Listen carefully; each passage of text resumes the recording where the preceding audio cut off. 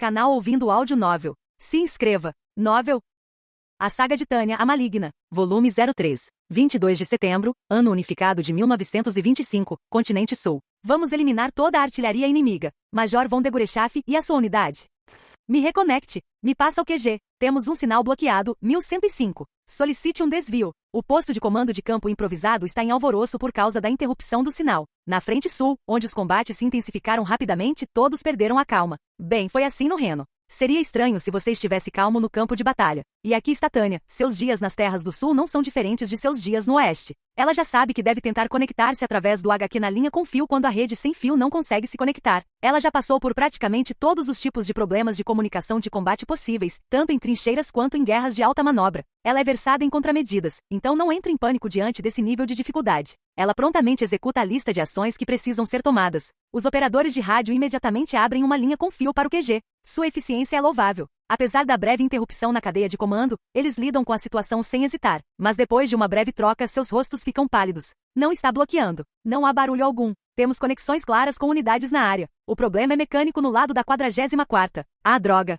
Ela pragueja mentalmente porque sabe o que isso significaria nas linhas do Reno. O mesmo certamente vale para qualquer um batizado naquela frente. Continue ligando. Ondas curtas estão ótimas. Inspecione nosso equipamento mais uma vez, só por precaução. Depressa. Ela quer depositar suas esperanças em uma possibilidade remota, mas não espera nada. Às vezes, é melhor ser pessimista e esperar o pior no campo de batalha do que alimentar esperanças. A esperança é importante, mas se você depender dessa morfina na batalha, estará arruinado. Imagino que se possa dizer que está tudo indo conforme o esperado. Um dos operadores de rádio prontamente verifica a máquina, mas está tudo bem. Todas as máquinas estão funcionando normalmente. Eles insistem que se tudo estiver bem, significa que o 44º Batalhão de Magos está com problemas mecânicos. Se isso for verdade, não é bom. Esta é uma batalha de alta manobra no deserto de Barbaz. Se eles não conseguirem contatar o posto de comando do Camp Group 7, a vanguarda do flanco esquerdo, isso causará mais do que confusão na cadeia de comando. O que está acontecendo? Os policiais estão ficando frustrados, mas têm autocontrole para não demonstrar isso no rosto. É axiomático que se oficiais forem sacudidos desnecessariamente na frente de seus soldados, a confusão aumentará rapidamente. Até o oficial mais inexperiente, o segundo tenente Grants, sabe disso. Estabelecemos contato. Nas ondas curtas. A senha corresponde. Por um momento, o alívio percorre o posto de comando de campo improvisado. Tânia não consegue deixar de ter uma opinião sóbria sobre isso. Imagino que os oficiais mais jovens e os caras menos experientes não conseguem deixar de pensar positivamente. Também não é fácil para uma pessoa lógica e com mentalidade econômica criar o hábito de esperar o pior. Isso vale até mesmo para negócios financeiros que não são de vida ou morte. A lógica da economia comportamental revela isso brilhantemente quando aplicada a bolhas e crises. Deve ser difícil se preparar com otimismo para o pior em um campo de batalha para esses caras que não têm experiência suficiente, resmunga Tânia consigo mesma. O Major von Lemberg foi morto em combate. É a pior notícia, mas não precisa ser uma catástrofe, então ela está aliviada à sua maneira. Ela lança um olhar discreto ao redor do posto de comando e vê que os veteranos entendem bem a situação e estão se esforçando para controlar a situação. Não parece que as coisas vão descambar para um pânico devastador. Nada mal. Quando ela foi criticada e enviada para o sul por tentar resolver a situação por conta própria e quase resistir às ordens, o lado bom foi que ela conseguiu trazer seu batalhão. Graças a isso, o tempo que ela tinha para dedicar à educação foi reduzido pela metade. Não, se ela delegar parte disso aos seus subordinados, ela pode reduzir pela metade novamente. Em outras palavras, em vez de ter que educar todo mundo às suas próprias custas, ela pode se safar arcando com apenas 25% do fardo do tempo e do esforço. Isso sim é eficiência. De qualquer forma, qualquer organização excepcional precisa de manutenção constante para que suas engrenagens não enferrujem. Os humanos são a essência de uma organização. E naturalmente um exército incorpora fatalidades ao planejamento e à manutenção de sua organização. Em outras palavras, as coisas são organizadas de forma que a morte de um único comandante do Camp Group, por mais destacado que tenha sido, não perturbe a lógica da organização militar. Um exército que é um agregado de inúmeras pessoas que podem substituir umas às outras é uma organização terrivelmente cara, mas extremamente resiliente. O QG está chamando o Camp Group 7 para uma área ampla. Perderam contato com o Major von Lemberg. Embora tenha chegado por ondas curtas, o relatório da unidade amiga é de que ele foi morto. A menos que as pessoas estejam realmente com a cabeça nas nuvens. O comando é transferido para o próximo oficial na linha o mais rápido possível para minimizar o impacto na cadeia. E no Império, onde estão acostumados a guerras, a sucessão de comando é rara, mas não inédita. Infelizmente, nesta guerra, tantos líderes de alto escalão caíram que a sucessão de comando está se tornando normalizada. A partir deste momento, o comando do Camp Group 7 cabe ao Major von Degorechaf. Eles dizem para começar a reorganizar as linhas imediatamente. Degorechaf entendido. pode avisar o QG. A entrega da notificação foi habilidosa o suficiente para sugerir que foi bem ensaiada, e Tânia grita em concordância. Ela quer gritar sobre como está sendo sobrecarregada, mas mal consegue se conter e se conter. Como vice-comandante do Camp Group 7, seu dever nessas circunstâncias é fazer o melhor julgamento possível. Enquanto for seu dever, evitá-lo é contra seu contrato. Bárbaros pré-modernos podem ter cometido tais injustiças, mas como cidadã culta com uma educação moderna, ela absolutamente não pode. Então, para cumprir seu dever, ela pega um mapa que mostra as informações vagas que eles têm sobre o inimigo e começa a entender a situação. Então, quando ela se inclina para marcar o local onde o Major von Lemberg e sua unidade foram atacados, algo roça suas costas. Seu corpo reage antes que seu cérebro tenha tempo de pensar. Ela instantaneamente cobre a cabeça e bate no chão. Guiada essencialmente pela experiência, ela rasteja pela terra em alerta para outro tiro. Logo depois, algo abre um buraco na barraca, e ela ouve o som horrível do que quer que fosse ricocheteando em um prédio lá fora. A julgar pela direção, veio de muito perto da posição defensiva do exército republicano da comunidade britânica. Eles têm atiradores de elite. Merda, munição antimágica de 40 mm para atiradores de elite. Alguém grita um aviso, e as pessoas começam a responder lentamente, mas é tarde demais. Estou tão impaciente que quero gritar para elas que uma empresa de segurança civil deveria responder mais rápido. Eles nem precisam verificar os danos para saber que tipo de armamento está sendo usado. Qualquer mago está familiarizado com isso. O fuzil antimaterial de 40 mm é a arma não mágica mais poderosa, mais frequentemente apontado para magos do que para material, é popularmente conhecido como rifle anti-magia. É um inimigo natural de qualquer mago. Em comparação, ser atingido por projéteis com invólucros de metal pesado que podem quase anular fórmulas de interferência não é nada assustador. Você pode receber vários tiros diretos da maioria das metralhadoras pesadas e, no pior dos casos, seu projétil defensivo irá bloqueá-los. Mas esses projéteis de 40 mm dificilmente encontram resistência para romper películas protetoras e também podem perfurar projéteis defensivos. Aparentemente, a comunidade tem bastante orgulho deles. Como se tivessem se resignado a caçar magos em vez das tradicionais raposas ou algo assim. Provavelmente eles também forneceram essas armas para a República. Maldito país. No mínimo, eles sempre levam os esportes e a guerra a sério. Bem, vou considerar que temos sorte de não estarmos sendo usados para treino de caça ao pato. Fogo supressor. Prenda o inimigo. Temos uma defesa de perímetro para impedir que esse tipo de perigo chegue perto de nós. O fato de ela não estar funcionando me irrita nem um pouco. Alguns de nós estão trabalhando arduamente, então o que os outros estão fazendo? A inação deles a faz querer apertar a areia com os punhos e gritar deitada no chão. Ela não aguenta. A performance deles é tão terrível que ela quer gritar com a voz rouca, perguntando o que diabos as pessoas ao seu redor estão fazendo. Embora uma 40 mm seja pequena o suficiente para uma pessoa carregar, não é o tipo de coisa que se possa esconder. Isso é um erro tão grande que se não fossem soldados de segunda linha, ela consideraria preguiça deliberada. Ela reprime suas emoções e se impede de estalar a língua, mas sua raiva não diminui. Se estivessem devidamente em guarda, o inimigo não teria chegado tão perto. Não podemos ser alvejados tão facilmente, normalmente isso jamais seria permitido. Além disso, não acredito que fui eu quem quase levou um tiro. Quase me decapitaram. É assustador pensar que minhas ideias lógicas, que têm o potencial de contribuir para a economia antropológica, podem ser encerradas com violência selvagem. Meus investimentos em capital humano quase entraram em default. Se ela não fosse tão baixa, eu estaria em apuros. Tânia percebe que é grata por sua altura pela primeira vez em muito tempo. Se ela fosse um pouquinho mais alta, teria levado um golpe direto na cabeça ao se abaixar. Ela não sabe se deve se sentir feliz ou triste, mas, como está viva, opta pela felicidade. De qualquer forma, o que lhe vem à mente imediatamente são os passos básicos para combater atiradores de elite. O método clássico é bombardear completamente o esconderijo suspeito. Não que as linhas de suprimentos do exército imperial sejam robustas o suficiente para permitir um uso tão extravagante de projéteis.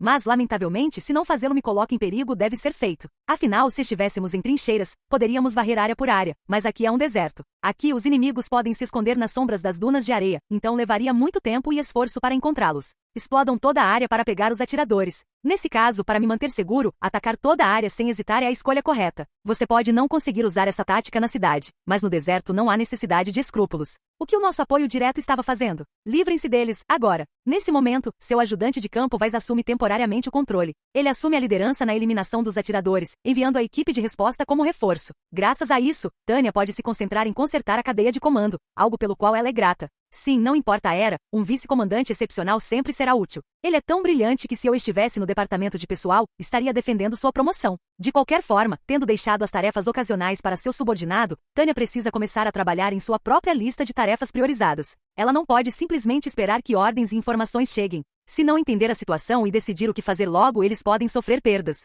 Isso deixa até Tânia nervosa, mas ela não pode deixar que as pessoas ao seu redor percebam isso. Felizmente, o operador de rádio e o aparelho estão seguros. Eles tiveram contato. Ela deve lidar com as coisas com calma, com o sorriso de sempre. Assim como na negociação, essa situação pode se beneficiar se você demonstrar coragem. Aqui é a Major von de Gurechaff. Assumiu o comando. Relate sua situação. Ela ri enquanto informa calorosamente ao operador de rádio. Quase tive o mesmo destino que seu chefe. A resposta volta cheia do mesmo humor. Se ela consegue sorrir, então eles conseguem sorrir de volta, eu acho. Isso é um bom sinal. Se tivesse sobrevivido uma novata rígida e nervosa, ela teria perdido as esperanças. É sempre mais fácil fazer o seu trabalho quando você tem um parceiro ou concorrente em quem pode confiar numa negociação. Isso não é verdade apenas nos negócios, mas em todos os lugares. 44º Batalhão para CP. Capitão Carlos aqui assumiu o comando. Ela também aprecia que ele pergunte se ela está ferida. Um comandante não pode deixar escapar nenhuma reclamação nessas circunstâncias, então, mesmo que você esteja ferido, tudo o que pode fazer é lidar com a situação. Cara, até os oficiais de patente mais baixa do Exército Imperial têm coragem. A Tânia acrescenta mentalmente, sentindo-se subitamente relaxada, isso é divertido. Afinal, se alguém entra em histeria, a única coisa a fazer é atirar acidentalmente e então nada ajuda mais do que ter oficiais durões. O fato de ele não estar em pânico total, mesmo com seu comandante tendo sido atingido pelo impacto, merece menção especial. É claro que até a vida corporativa teria sido divertida com esse tipo de subordinado. Pensando em todos os problemas e confusões que o treinamento de sucessores acarretava, sinto que há muito que as empresas poderiam aprender com o exército. Eu deveria escrever um livro sobre isso para gestores corporativos. Um livro de negócios sobre estratégia administrativa baseado em estratégia militar certamente teria sido útil. As necessidades definitivamente existem. Capitão Carlos, aqui é o Major von de Gurechaff. Sua recepção está ruim. Pode melhorar? O problema é o sinal granulado. Ela tem uma conexão, mas via ondas curtas e em um campo de batalha, a qualidade é absurdamente ruim. Peço desculpas. É o melhor que posso fazer. Um atirador inimigo destruiu todas as máquinas. Acho que é com isso que temos que trabalhar então. Bom, vamos ao que interessa. A viagem de barco para o sul foi bastante agradável. Talvez porque a viagem fosse num cargueiro do Reis Postes Pospostéis convertido. Para um navio de transporte de tropas, era notavelmente confortável. Pensando bem, o bom tratamento provavelmente os relaxou demais. Mas não havia nada a fazer, tendo acabado de saborear o almoço do refeitório dos oficiais, do qual a Marinha tanto se orgulhava. Grant e os outros sentiram que tinham comido uma refeição decente pela primeira vez em muito tempo. Até o comandante do batalhão ficou satisfeito o suficiente para dar nota mínima. Dito isso, a culpa é dela por estarmos aqui em primeiro lugar.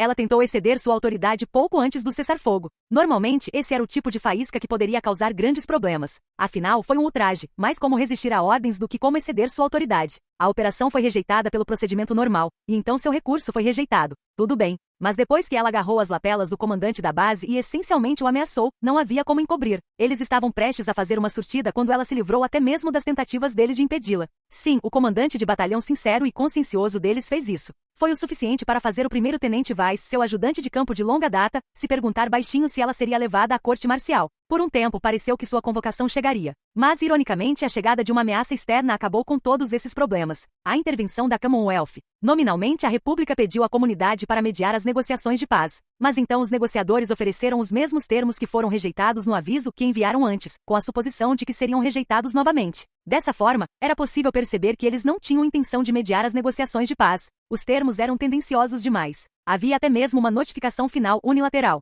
É claro que o Império rejeitou o ultimato da comunidade. Como todos esperavam, ele foi categoricamente rejeitado de imediato. Mas o que o Império não esperava era a declaração de resistência total do governo republicano. O Império vinha negociando a paz com a República sob a premissa de uma rendição condicional. Em vez disso, o general de Lugo, liderando os remanescentes do exército que escaparam, declarou resistência como vice-ministro da Defesa e começou a afirmar que ele e seus apoiadores eram o verdadeiro governo republicano. Oficialmente, é claro, o governo estava na capital ocupada pelo Império, mas as tropas e a maioria das colônias ficaram do lado de Lugo. Contrariando a crença de que era um fantoche da comunidade britânica, de Lugo proclamou a República Livre. Ele convocou as colônias do continente sul e pediu a continuação da guerra contra o Império. E as forças republicanas estacionadas no politicamente tumultuado continente meridional estavam equipadas demais para serem chamadas de unidades de patrulha regionais. Os magos estacionados lá, com o objetivo de combater a comunidade ou o reino de Uldoa, representavam uma ameaça considerável. Não é preciso dizer que o Estado-Maior do Exército Imperial estava sem saída. A República Livre, que se aliou à comunidade, era capaz de mobilizar tudo isso contra o Império.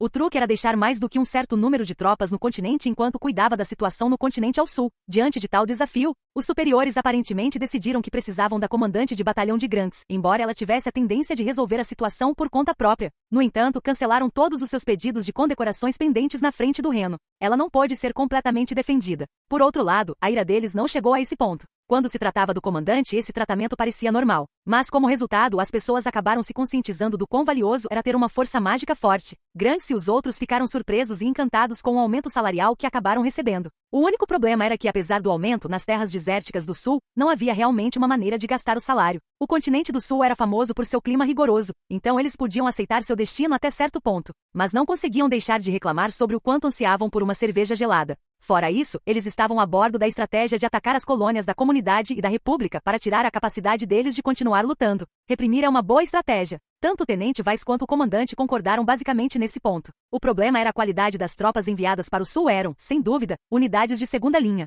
As reservas e reforços que haviam sido reunidos eram extremamente carentes de treinamento. Eles eram tão ruins que até Grants, que havia sido tratado como um pintinho ainda com casca de ovo na frente do reno, parecia um soldado totalmente preparado. Certamente foi por isso que eles viram valor em usar uma unidade batizada em ferro no reno. Os veteranos fofoqueiros apostavam em quando o general Von Rommel, comandante do corpo, explodiria. Aliás, a aposta mais popular era que ele já havia perdido a paciência. Foi assim que aconteceu. O batalhão foi mais do que bem-vindo graças a todos os veteranos. Bastou uma olhada na nave de transporte para perceber a cordialidade com que o comandante Von Rommel os recebeu. Ele claramente espera muito de nós. E ter expectativas não é algo ruim. Quero dar um soco no meu eu do passado por pensar isso. O segundo tenente mágico Warren Grants deu mentalmente um leve golpe em seu eu do passado e então se concentrou na situação diante dele. A missão era simples. Era uma missão para combater atiradores de elite. Nessa zona desértica sem limites e sem escassez de esconderijos, eles precisavam encontrar atiradores camuflados. O inimigo era esperto. Eles não seriam encontrados tão facilmente. Então, a única opção de Grants e suas unidades era explodir toda a área pelos ares usando fórmulas de explosão, mas esse método causava seus próprios problemas. Ninguém tinha ideia de como confirmar se os haviam capturado ou não.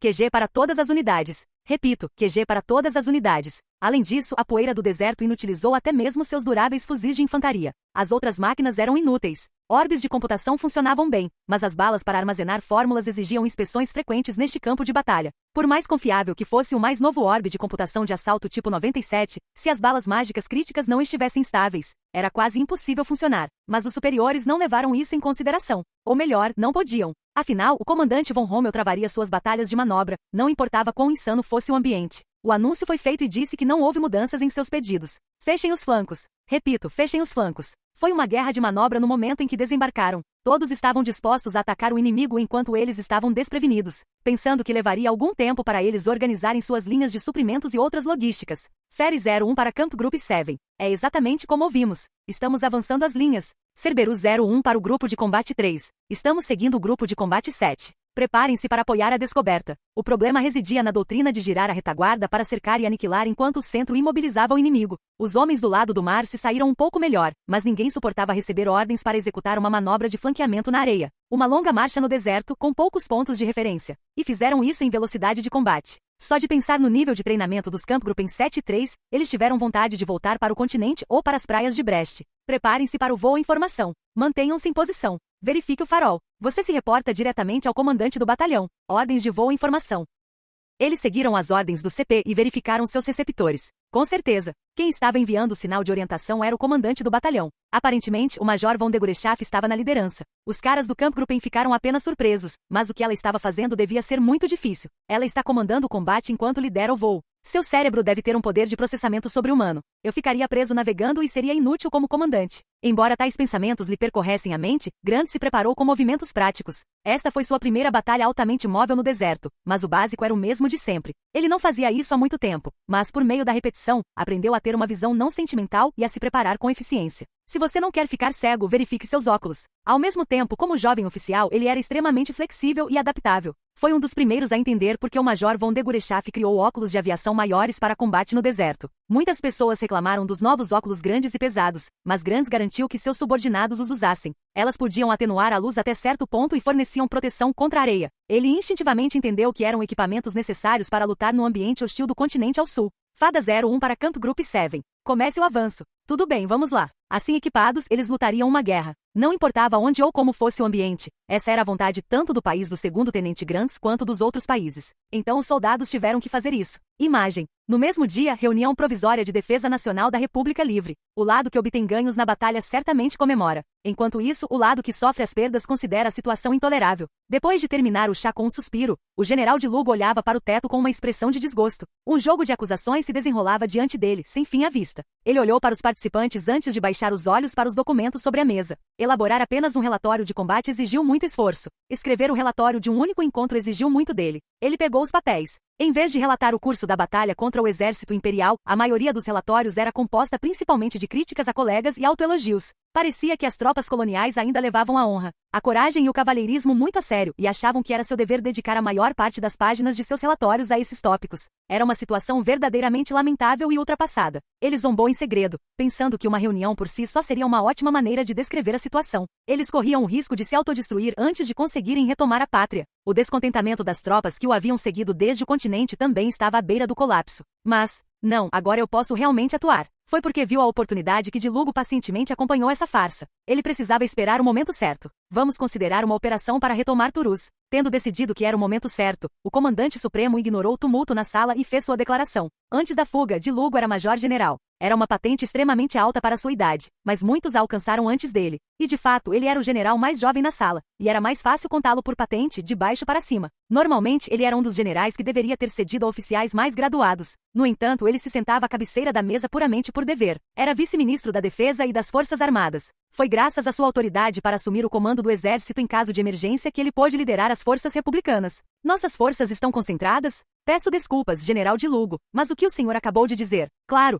embora ele tivesse autoridade, isso era apenas no papel. Embora os generais enviados para as forças de defesa colonial tivessem desistido da promoção, eles ainda eram superiores a Dilugo. Eles não estavam dispostos a ouvir submissamente um general muito mais jovem que eles, que havia se formado na academia muito mais recentemente. Sem mencionar que Dilugo acrescentou mentalmente observando a situação objetivamente. Esses generais que foram enviados para os exércitos coloniais provavelmente não acham que haja nada de interessante em alguém que permaneceu nos trilhos da central. Dilugo sabia melhor do que ninguém que, embora estivessem nominalmente reunidos para retomar a pátria, a situação dentro da República Livre era bastante caótica. Apesar disso, foi uma sorte que o exército colonial tenha aceitado seu comando, pelo menos em termos organizacionais. Bem, também se poderia dizer que em vez de concordar com sua liderança, os comandantes coloniais não tinham outra opção a tomar e simplesmente não se opuseram. Ainda assim, Dilugo era o mais competente entre eles. E ele tinha a sorte de contar com unidades do próprio país em quem podia confiar, embora algumas das tropas que ele trouxe não tivessem experiência real de combate. Algumas já estavam nas linhas do Reno, e outras estavam no meio de uma atualização de equipamentos em Central, então, no geral, elas eram bem poderosas.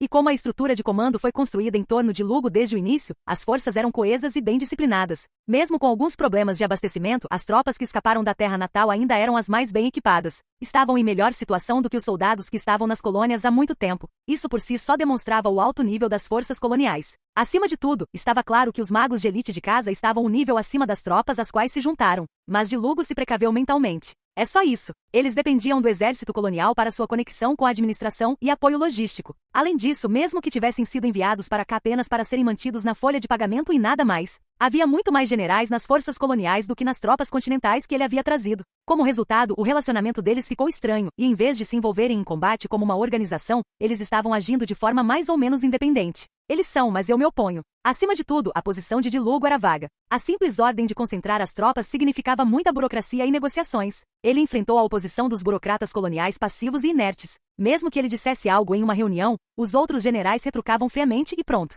Nossos valores ultrapassados são uma expressão do nosso espírito cavalheiresco, defendendo a honra e o respeito próprio, diziam eles com a cara séria. Mas Dilugo sabia que no fim das contas eles estavam apenas resistindo à pressão dele. Esse era o verdadeiro problema. E ainda hoje eles se opunham ao avanço do exército que ele havia reunido para retomar Turus. Era sempre assim, como despejar vinho novo em odres velhos. As unidades deveriam apoiar a defesa da comunidade britânica, mas quando a comunidade britânica solicitou reforços, ele vergonhosamente teve que dizer que não tinham combustível. Talvez simplesmente não nos demos bem, mas isso foi um erro idiota. Quando o chefe de logística calmamente lhe informou que não sabiam onde conseguir combustível, Dilugo teve que testar os limites da sua paciência. Queria gritar de volta: há quantos anos vocês governam esta colônia? Além disso, inacreditavelmente, algumas unidades haviam sido designadas para proteger os próprios interesses dos generais. Era isso que eles recebiam por pegar idiotas que consideravam o serviço colonial apenas lazer e deixá-los à própria sorte. Os generais tinham tantos interesses em ativos coloniais que as tropas não podiam mais se movimentar livremente. Então Dilugo tomou uma decisão. Se o seu odre estiver velho, a única coisa a fazer é comprar um novo. Desculpe, vocês são todos contra? E além disso, uma vez que uma ordem é dada, você não pode se opor a ela. De onde vocês tiram coragem para resistir? Ele já vinha pensando nisso há algum tempo, mas continuou se convencendo até hoje. Sim, é vital que defendamos locais-chave. Não podemos concordar com esse tipo de operação. Os generais coloniais estavam completamente absortos em seus próprios interesses. Na verdade, ele gostaria que a polícia militar os denunciasse, mesmo pessoalmente, mas havia uma guerra em curso e o inimigo estava logo à frente. Sua principal prioridade era cortar generais ineptos da cadeia de comando. Dadas as circunstâncias, ele nem se importava se isso significasse alguns paraquedas dourados. É claro que uma vez que decidiu realizar uma reorganização, ele se preparou cuidadosamente. As unidades que comandavam já estavam sob seu controle de fato. Ele havia eliminado pela raiz a possibilidade de uma resistência militar. Os suboficiais e oficiais de patente inferior foram os primeiros a quem ele recorreu. Agora, ele simplesmente precisava substituir a estrutura de comando do exército colonial reunido. Independentemente dos generais, havia, na verdade, muitos suboficiais e soldados de patente inferior de alto nível nas colônias. O serviço colonial era um rodízio de 1 a 2 anos, e o fato de poder esperar que a maioria deles seguisse ordens da central não era pouca coisa. Além disso, Di Lugo controlava firmemente as unidades em fuga. Agora que tinha certeza de que conseguiria reorganizar e unificar a cadeia de comando, não havia mais motivo para hesitar. Só preciso dispensar esses caras. Mantendo a voz neutra, Di Lugo prosseguiu com o plano que havia idealizado. Acredito que entendi a situação. Se você é tão contra, então não tenho escolha. General Di Lugo, quer dizer que entende? Sim. É uma pena, mas provavelmente seria difícil comandar uma operação a qual você se opõe tanto. Eu jamais pressionaria você a fazer uma coisa dessas. As coisas acabariam rapidamente. Quando a maioria dos generais percebesse que algo estava errado, ele precisava estar preparado.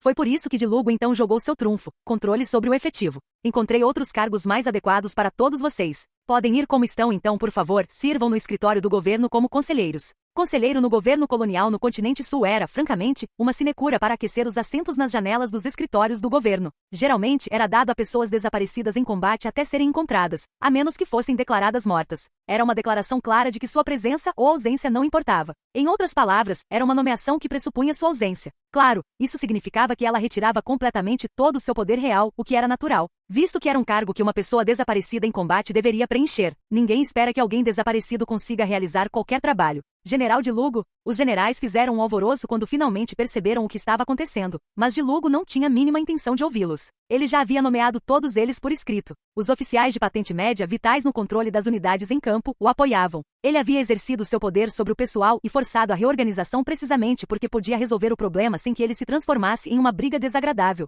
Suas ordens foram atendidas. Agora, se me dão licença, tenho uma operação para liderar. Pode não significar muito, mas espero que tenham sucesso em seus novos empreendimentos. Deixando-os com isso num tom de voz que dizia que a decisão era final, ele se levantou bruscamente e colocou a mão na porta para sair. Sem se importar em ouvir a confusão de gritos angustiados atrás de si, sentiu-se revigorado. Eu com certeza contei a eles. Ele não os deixaria mais causar estragos no exército. Não, ele não deixaria ninguém atrapalhar. Depois de deixar os ex-comandantes em polvorosa, Di Lugo foi direto para outra sala, onde outros estavam de prontidão. Senhores, desculpem a espera. Vamos começar a operação. Foram os comandantes de combate que se levantaram e o saudaram. Os de casa e os das colônias compunham seu Estado-Maior. Esta era a totalidade do Exército Republicano, o Exército Republicano Livre. Para realizar o combate organizado, eles escolheram Di Lugo. E ele sabia que era por isso que conseguia unificar a cadeia de comando tão rapidamente. Ok, qual é a nossa situação? Pode ter sido encurralada, mas a República ainda era considerada uma grande potência por pouco. Tentando se recuperar nas colônias, contava com talentos de sobra em suas fileiras. Em sua equipe, em seu general e em seus soldados experientes, mantinha a estrutura de um exército.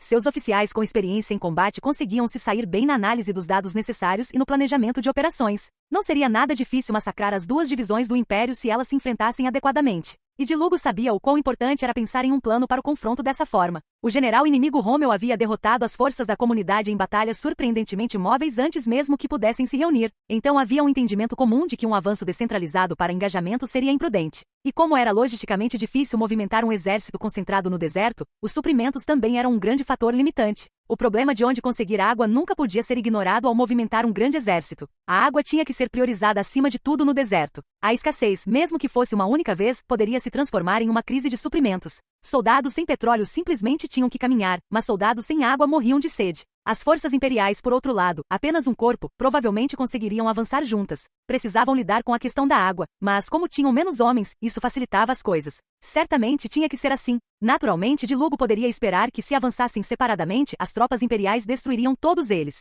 Tudo está indo conforme o planejado. O exército imperial está em movimento. Foi por isso que ele fez tanto barulho sobre retomar as terras perdidas. Ele tinha sérias dúvidas se aqueles generais conseguiriam manter a confidencialidade, então enfatizou isso. Para criar a ilusão de que estavam fazendo aquele movimento, ele reuniu muitos suprimentos e simultaneamente examinou as várias rotas. As forças imperiais estavam longe de serem incompetentes. Certamente entendiam que os republicanos queriam capturar sua base. De acordo com informações que Dilugo recebeu da comunidade britânica, eles já estavam construindo linhas defensivas em Turus. O status mostrou que o inimigo pensava exatamente o que Dilugo queria que ele pensasse. Bem então. Mas ele sorriu. Todos os presentes responderam com um olhar intrigante. Era exatamente essa situação que eles esperavam. O general von Rommel era excepcional. Qualquer oficial que visse seus registros de guerra admitiria. Ele era a maior autoridade em guerra de manobras de sua geração, e Dilugo o elogiava por isso, apesar de ser seu inimigo. Afinal, todos entendiam as dificuldades envolvidas em uma batalha móvel no deserto. Como seria difícil realizar um avanço dividido na areia, onde você corria o risco de perder a noção da própria posição. Só sua capacidade de movimentar tropas de forma rápida e organizada pelo deserto já era admirável. Isso dizia muito sobre a sua eficiência organizacional, o que deixou Dilugo enojado. Se o seu oponente fosse tão habilidoso militarmente, enfrentá-lo de frente seria um risco muito grande. Naturalmente, o general inimigo entenderia que, embora a cidade estivesse na entrada de uma baía, seria impossível defendê-la se estivesse cercada. Mas até uma criança saberia que não se deve enfrentar todas as tropas republicanas no continente sul com um único corpo. Em outras palavras, seria fácil para qualquer um reconhecer a necessidade de resolver essa situação. Eles provavelmente também reconheceriam que os soldados competentes do exército imperial teriam algumas ideias sobre como fazer isso, se não muitas. Por exemplo, a retirada. Se o inimigo não sentisse necessidade de defender a base até a morte, poderia recuar para o território ildoano. Mas Dilugo sorriu interiormente. O exército imperial não tinha escolha. Como força expedicionária, mesmo que quisesse recuar, precisaria absolutamente proteger as instalações portuárias. E as únicas instalações portuárias que podiam usar naquele momento eram as de Turus. Eles ainda tinham a opção de recuar para o reino de Ildoa, mas provavelmente era seguro considerar isso politicamente inaceitável. Nesse caso, qualquer um poderia entender a conclusão de que atacar as unidades antes que elas se concentrassem era a única jogada que o exército imperial poderia fazer. Era um cenário clássico e, por essa razão, Dilugo também podia imaginar como os oficiais imperiais lidariam com a situação. Eles usariam todo o poder de combate possível e garantiriam a superioridade numérica local para atacar as unidades republicanas que provavelmente avançavam separadamente. Com isso, alcançariam uma defesa móvel. Essa tinha que ser a melhor resposta disponível para Rommel. Sabendo disso, Dilugo não precisava enviar suas unidades individuais para serem destruídas. Pelo contrário, ele atrairia o inimigo para fora do seu ninho, o esmagaria com uma grande força e o esmagaria. Sim, o relatório é que eles fizeram uma surtida, e a notificação que ele estava esperando já havia chegado. A inteligência da comunidade havia se voluntariado para fazer o reconhecimento, e eles tinham controle da situação em Turus. O exército imperial deixou Turus. Eles receberam um relatório quase em tempo real naquele momento. O exército imperial estava fazendo exatamente o que o exército republicano livre queria. Eles acham que vão nos surpreender e atacar enquanto avançamos todos separados. É um método bem tradicional de lidar com a situação. Nós os encurralamos tanto que eles não têm mais opções. Tudo o que temos que fazer agora é destruí-los. Agora deve ter tido sentido lutar contra esses idiotas. Para atraí-los, os republicanos vazaram intencionalmente seus objetivos estratégicos para todos os lados. Chegaram a realizar manutenção em rodovias para despistar o inimigo. Bem, na verdade, Dilugo tinha os engenheiros de campo dedicados à construção de um campo minado, então a infantaria era quem trabalhava na rodovia, mas mesmo assim, de qualquer forma, o engano deles estava dando resultado. O Império saiu do ninho. Tudo o que precisamos fazer agora é atacá-los enquanto eles se dirigem alegremente para realizar seu ataque furtivo. Por uma curta distância, as linhas de suprimento se sairão bem, mesmo que concentremos nossas forças. Mesmo que as forças imperiais percebam nossa concentração e recuem, não me importo nem um pouco. Nesse ponto, os republicanos poderiam realizar seu avanço descentralizado sem obstruções. Muito bem, senhores. Vamos nos preparar. Finalmente. Era assim que todos se sentiam. Finalmente podemos contra-atacar o Império. Eles estavam eufóricos. As forças imperiais pretendiam pegá-los de surpresa, então priorizaram a velocidade em vez da detecção do inimigo à medida que se aproximavam. O plano era atraí-los para um campo minado e atingi-los com um ataque feroz. As forças imperiais podem ser de elite, mas vamos pegá-las no fogo cruzado de nossas unidades leves e rápidas e destruí-las completamente com nossas unidades pesadas. Foi assim que todos se sentiram enquanto se formavam. Agora, o dia de alcançar esses resultados havia chegado. Em termos de números, os republicanos tinham certeza de que estavam em vantagem, e quando os enfrentassem de frente não seriam necessariamente inferiores. Claro, seus oponentes eram veteranos experientes, mas, neste caso, a quantidade era tudo. Tecnicamente, ambos eram grandes potências. Se um lado superasse o outro com números, o vencedor seria decidido. Nós contra-atacamos. Sim, senhor. E assim, o moral republicano estava alto. Eles estavam prestes a lançar o tão esperado contra-ataque. Vamos assustar o Império até a morte. 6 de outubro, ano unificado de 1925, arredores da base naval de Turus. Meu Deus! Nesse ritmo, nem vou tomar chá na hora do chá. Depois de alguma forma, conseguir escapar da base naval de Turus em chamas, o comércio com as tribos nômades estava indo muito bem. Ele achava que estava se dando muito bem com eles. A troca de informações também valia a pena. Foi com a ajuda dos nômades que ele conseguiu observar a base naval de Turus e entender os movimentos do exército imperial. Mas John tinha uma reclamação insolúvel sobre seu trabalho naquele momento. A falta de chá, uma questão de vida ou morte para um cavalheiro civilizado. Os nômades apreciavam suas próprias infusões, mas não era o chá que John adorava. E quando ele tentou, sem nenhuma expectativa, pedir um pouco do país de origem, eles, impiedosamente, disseram-lhe para procurá-lo no local. Os humanos são criaturas fracas e têm esperança mesmo quando sabem que as coisas não vão dar certo. Então a resposta indiferente o perturbou. Assim o homem se lembrou da resposta fria de seu país natal e lamentou dramaticamente. Bem, havia o fato de que John estava no deserto e vestido com o traje local também. Ele liderava uma caravana, misturando-se aos nômades montado num camelo. Ele se encaixava perfeitamente e à primeira vista, você nem o notaria. Ele teve sorte de ter conseguido enfrentar alguns oficiais que conheciam o deserto até certo ponto. Bem, isso era um lado positivo, de qualquer forma. Eles poderiam continuar fazendo negócios com algumas das tribos, o que lhes permitiria manter sua rede de inteligência ativa. Sua mensagem chegou bem ao lado republicano, então John finalmente pôde fazer uma pausa. Aconteça o que acontecer, parece que o reconhecimento dará certo. As coisas estavam tão calmas que ele encontrou tempo para reclamar. Pode-se dizer que sua situação não era tão ruim assim. Caro hóspede, você manterá nossos termos, certo? Claro, você tem a minha palavra. Tenho mais fundos confidenciais do que sei o que fazer com eles. Mas, um cavalheiro de corpo e alma, John lamentou. Mesmo que eu esteja com muita falta de chá, dizem que é para me alegrar por ter dinheiro. Ele não era tão desprovido de elegância ou do espírito de John Bull a ponto de ficar feliz com isso. Às vezes, ele se perguntava com tristeza se os idiotas de Whitehall não estariam muito contaminados pelas ideias da cidade. Isso realmente o fazia querer chorar. Será que aquele bando de Whitehall me diria honestamente para beber dinheiro em vez de chá? Ele queria muito que lhe enviassem algum ou fizessem alguma coisa, pelo menos. Ele tinha a intenção de exigir mais atenção ao bem-estar dos agentes que trabalhavam no exterior. Eles não entendem nem um pouco o sofrimento que as pessoas passam. Aqueles pseudo-cavalheiros que não sabiam nada sobre as condições reais de trabalho eram um saco. Mas era justamente por isso que ele precisava se concentrar na tarefa que tinha pela frente. Então ele voltou sua atenção para o presente. Então é essa a situação. Eu gostaria que pudéssemos manter um bom relacionamento. João tinha muitas opiniões, mas era um agente excepcional. Mantinha redes de observação e comunicação com as tribos nômades. Ao mesmo tempo, fornecia armas a algumas delas para apoiar a atividade de guerrilha. Ele também havia se comprometido a receber quaisquer prisioneiros imperiais que fizessem e firmou um acordo para prisioneiros da comunidade britânica também. De qualquer forma, John havia construído a rede necessária para enfrentar o império. É claro que era um trabalho extraordinário. John fingiu calma em cima do camelo de uma corcova. Ele já havia passado por inúmeras situações complicadas. Certa vez, ele até se envolveu em um conflito nômade e despertou seus ossos velhos para pegar um rifle. John era um bom caçador de raposas, mas estava farto dos atacantes da cavalaria montada em camelôs, tanto que se tivesse a chance, queria levar uma submetralhadora. Ou melhor, o novo modelo de rifles de assalto de fabricação imperial seria uma boa opção. Os suprimentos que recebemos de você também nos ajudam. Este era um dos chefes das tribos. Quanto aos seus negócios, ele era positivo. Agradecia a oportunidade de adquirir munição real para unificar as tribos da região. Afinal, como armas pesadas, explosivos e similares eram adquiridos principalmente do exterior, garantir uma maneira estável de obtê-los antes das outras tribos era crucial. Mas, diferentemente de João, eles não juraram aliança com nenhuma nação. Mas se você quer ver o que podemos fazer, não deveria enviar soldados também? O que significava que muitas vezes ofereciam termos que pessoas como John jamais conseguiriam aceitar. A relação entre as tribos nômades e a comunidade precisava ser mantida em segredo. Se descobrissem que ele fazia parte de uma tribo, ele não conseguiria se infiltrar em lugares como parte de suas caravanas como fazia agora. Acima de tudo, as atividades clandestinas precisavam ser mantidas em segredo. Por exemplo, ele não podia deixar nenhum registro de que estava trabalhando com as tribos nos bastidores de maneiras que pudessem levar a uma guerra antirrepublicana nas colônias republicanas.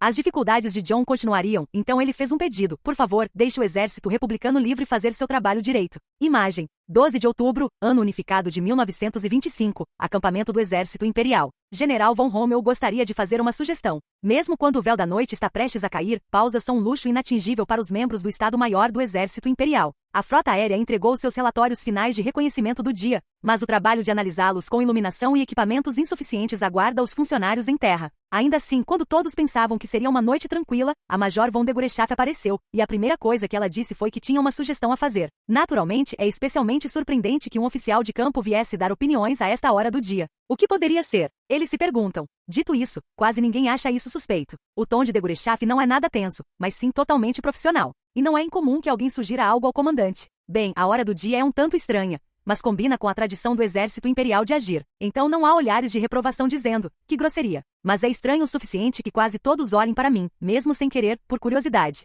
Com o que diabos esse policial de campo está preocupado? Para Tânia, porém, é exatamente isso que ela quer abordar. Os olhares indecisos dos policiais e sua hesitação são exatamente o que a deixam ansiosa. Nessa situação, nessas circunstâncias, os rostos dos funcionários não parecem nem um pouco preocupados. Ela tem que dizer alguma coisa. O que é? Bem, é maravilhoso ter um chefe que pelo menos te ouve. Um chefe que aumenta os incentivos para seus subordinados cria o melhor ambiente militar. É muito mais fácil trabalhar com alguém assim. O humor de Tânia melhora ao sentir que eles conseguirão se entender e respeitar os interesses um do outro. Por isso, ela acredita que eles devem intervir para se protegerem se necessário. Gostaria de permissão para fazer um reconhecimento à frente das forças principais. Naturalmente, é um plano que atende aos interesses de ambos, embora esconda suas verdadeiras intenções. Tânia não quer fazer nada perigoso. Daí seu desejo de agir com cautela. Os militares estariam em apuro se houvesse um erro de cálculo, certo? E se isso acontecesse, os magos, por natureza, seriam um ramo que se esforçaria ainda mais em batalhas de reconhecimento e perseguição, essencialmente apagando fogo quando ele começasse. Tânia não é do tipo que mede esforços agora se puder reduzir riscos no futuro. Isso pode revelar nosso plano de ataque surpresa.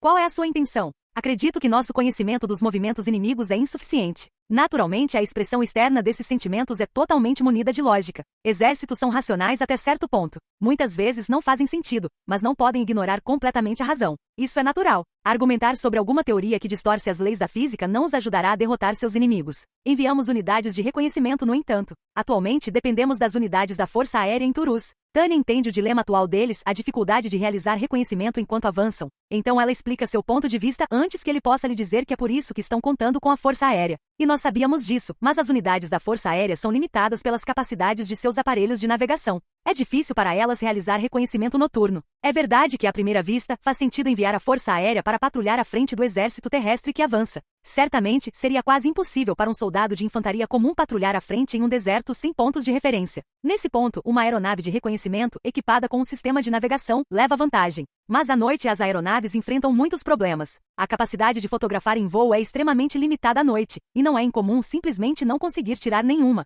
Claro, ela sabe que o general von Rommel e seus funcionários estão fazendo o melhor que podem. O exército está se concentrando em avançar rápida e eficientemente para atacar as forças inimigas antes que elas possam se concentrar. Devido às limitações de tempo, eles não fizeram reconhecimento suficiente. Os militares imperiais não são estúpidos o suficiente para não se preocupar com isso, e é por isso que aeronaves foram posicionadas. E eles estão lidando com a situação com esforços cooperativos entre o ar e a terra. Essa é uma conquista importante e respeitável, e Tânia reconhece isso. Ainda assim, por maiores que sejam os seus esforços, existem muitas limitações técnicas para que aeronaves realizem reconhecimento do solo à noite, e a chance de acidente seria muito grande se fossem enviadas de qualquer maneira. Eles não podem ignorar o risco de um inimigo obter pistas sobre seus movimentos a partir de um avião acidentado. E mesmo sem isso, nossa informação é incompleta. Desconsiderando essas questões, Tânia é forçada a salientar, por suas obrigações como oficial, que o problema mais complicado é o campo de visão limitado deles. Unidades aéreas realizaram reconhecimento da região, mas os problemas com isso são o combustível e o território sob o comando das forças aéreas inimigas. Não importa o quão fielmente, não importa o quão seriamente cumpram suas missões, ainda há limitações, certo? É preciso dizer. E a Força Aérea relata que fez de tudo para obter apenas um lado da situação. Como funcionária, ela também precisa ressaltar que se confiarem demais no ar, correm o risco de obter dados tendenciosos ou mal entendidos. Dadas essas preocupações, acredito firmemente que devemos tomar precauções. Em suma, mesmo que seja apenas um argumento externo, essas questões não podem ser ignoradas tão facilmente. E a sugestão dela também é do interesse do comandante. Tânia se orgulha de poder oferecer uma proposta vantajosa para todos. Tudo bem, permissão concedida. Sou grato a você. Vou retirar meu batalhão imediatamente. Ela agradece e sai da tenda. Imediatamente convoca seu batalhão. Como o primeiro-tenente Weiss estava de prontidão para uma resposta rápida, ele atendeu com um toque. Esplêndido. Satisfeita com o desempenho dele, ela o avisa que farão uma surtida. Depois de ordenar preparativos cuidadosos, ela corre pela areia de volta para sua barraca. Reconhecimento noturno de longo alcance. E ainda por cima no deserto. Eles precisam verificar novamente seus instrumentos de navegação. Precisam estar preparados para a possibilidade de uma tempestade de areia interromper as comunicações. Eles fazem todos os preparativos que uma unidade operando sozinha pode fazer no clima e ambiente únicos de um deserto. Ao chegar à sua tenda, Tânia consulta a carta de navegação com a ajuda de seu ajudante, o segundo-tenente Cerebriacol, e consulta Weiss para planejar onde procurar o inimigo. Considerando a possibilidade de encontros imprevistos com forças de reconhecimento, eles se dividem em companhias.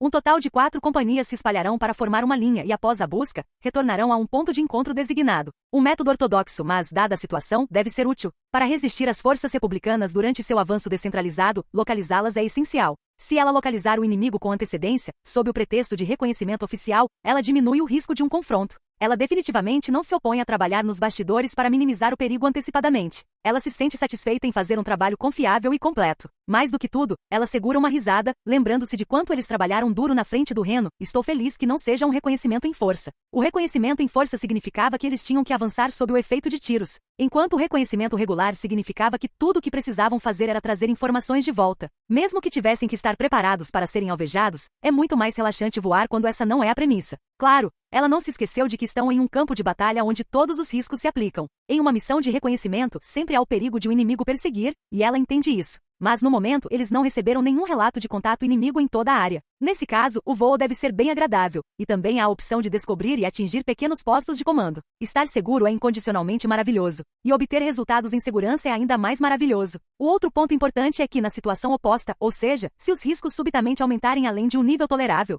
tudo que o batalhão precisa fazer é dar meia volta e se dispersar. Assim, naquela noite, Tânia ascende ao céu em um estado de espírito relativamente relaxado. Claro, até mesmo um deserto fica terrivelmente frio no escuro, mas é silencioso e calmo, então a viagem é um voo noturno tranquilo. Como alguém com experiência nas linhas do Reno e no norte, e dada a ausência de embaralhamentos noturnos e de grandes unidades inimigas vindo para atacar, ela considera o trabalho uma simples questão de voar pelo céu tranquilo. Dito isso, embora no início ela esteja feliz por um voo tranquilo, conforme o tempo passa e eles se afastam, uma sensação de desconforto gradualmente começa a incomodá-la. Está muito quieto. Podemos entrar em contato com uma patrulha inimiga ou unidades de comando a qualquer momento. Mantenham vigilância redobrada no solo. Sim, senhora. Todas as unidades mantenham a guarda erguida, tanto para o céu quanto para o solo. Já estamos perto da localização projetada do inimigo. Fiquem atentos a patrulhas ou comandos. Prestem atenção especial às dunas. Não percam nenhuma fonte de luz. É bem possível que o inimigo esteja alerta para a possibilidade de uma busca. Conduzir um avanço descentralizado em segredo é uma atitude lógica. Isso significa que precisamos ser extremamente criteriosos.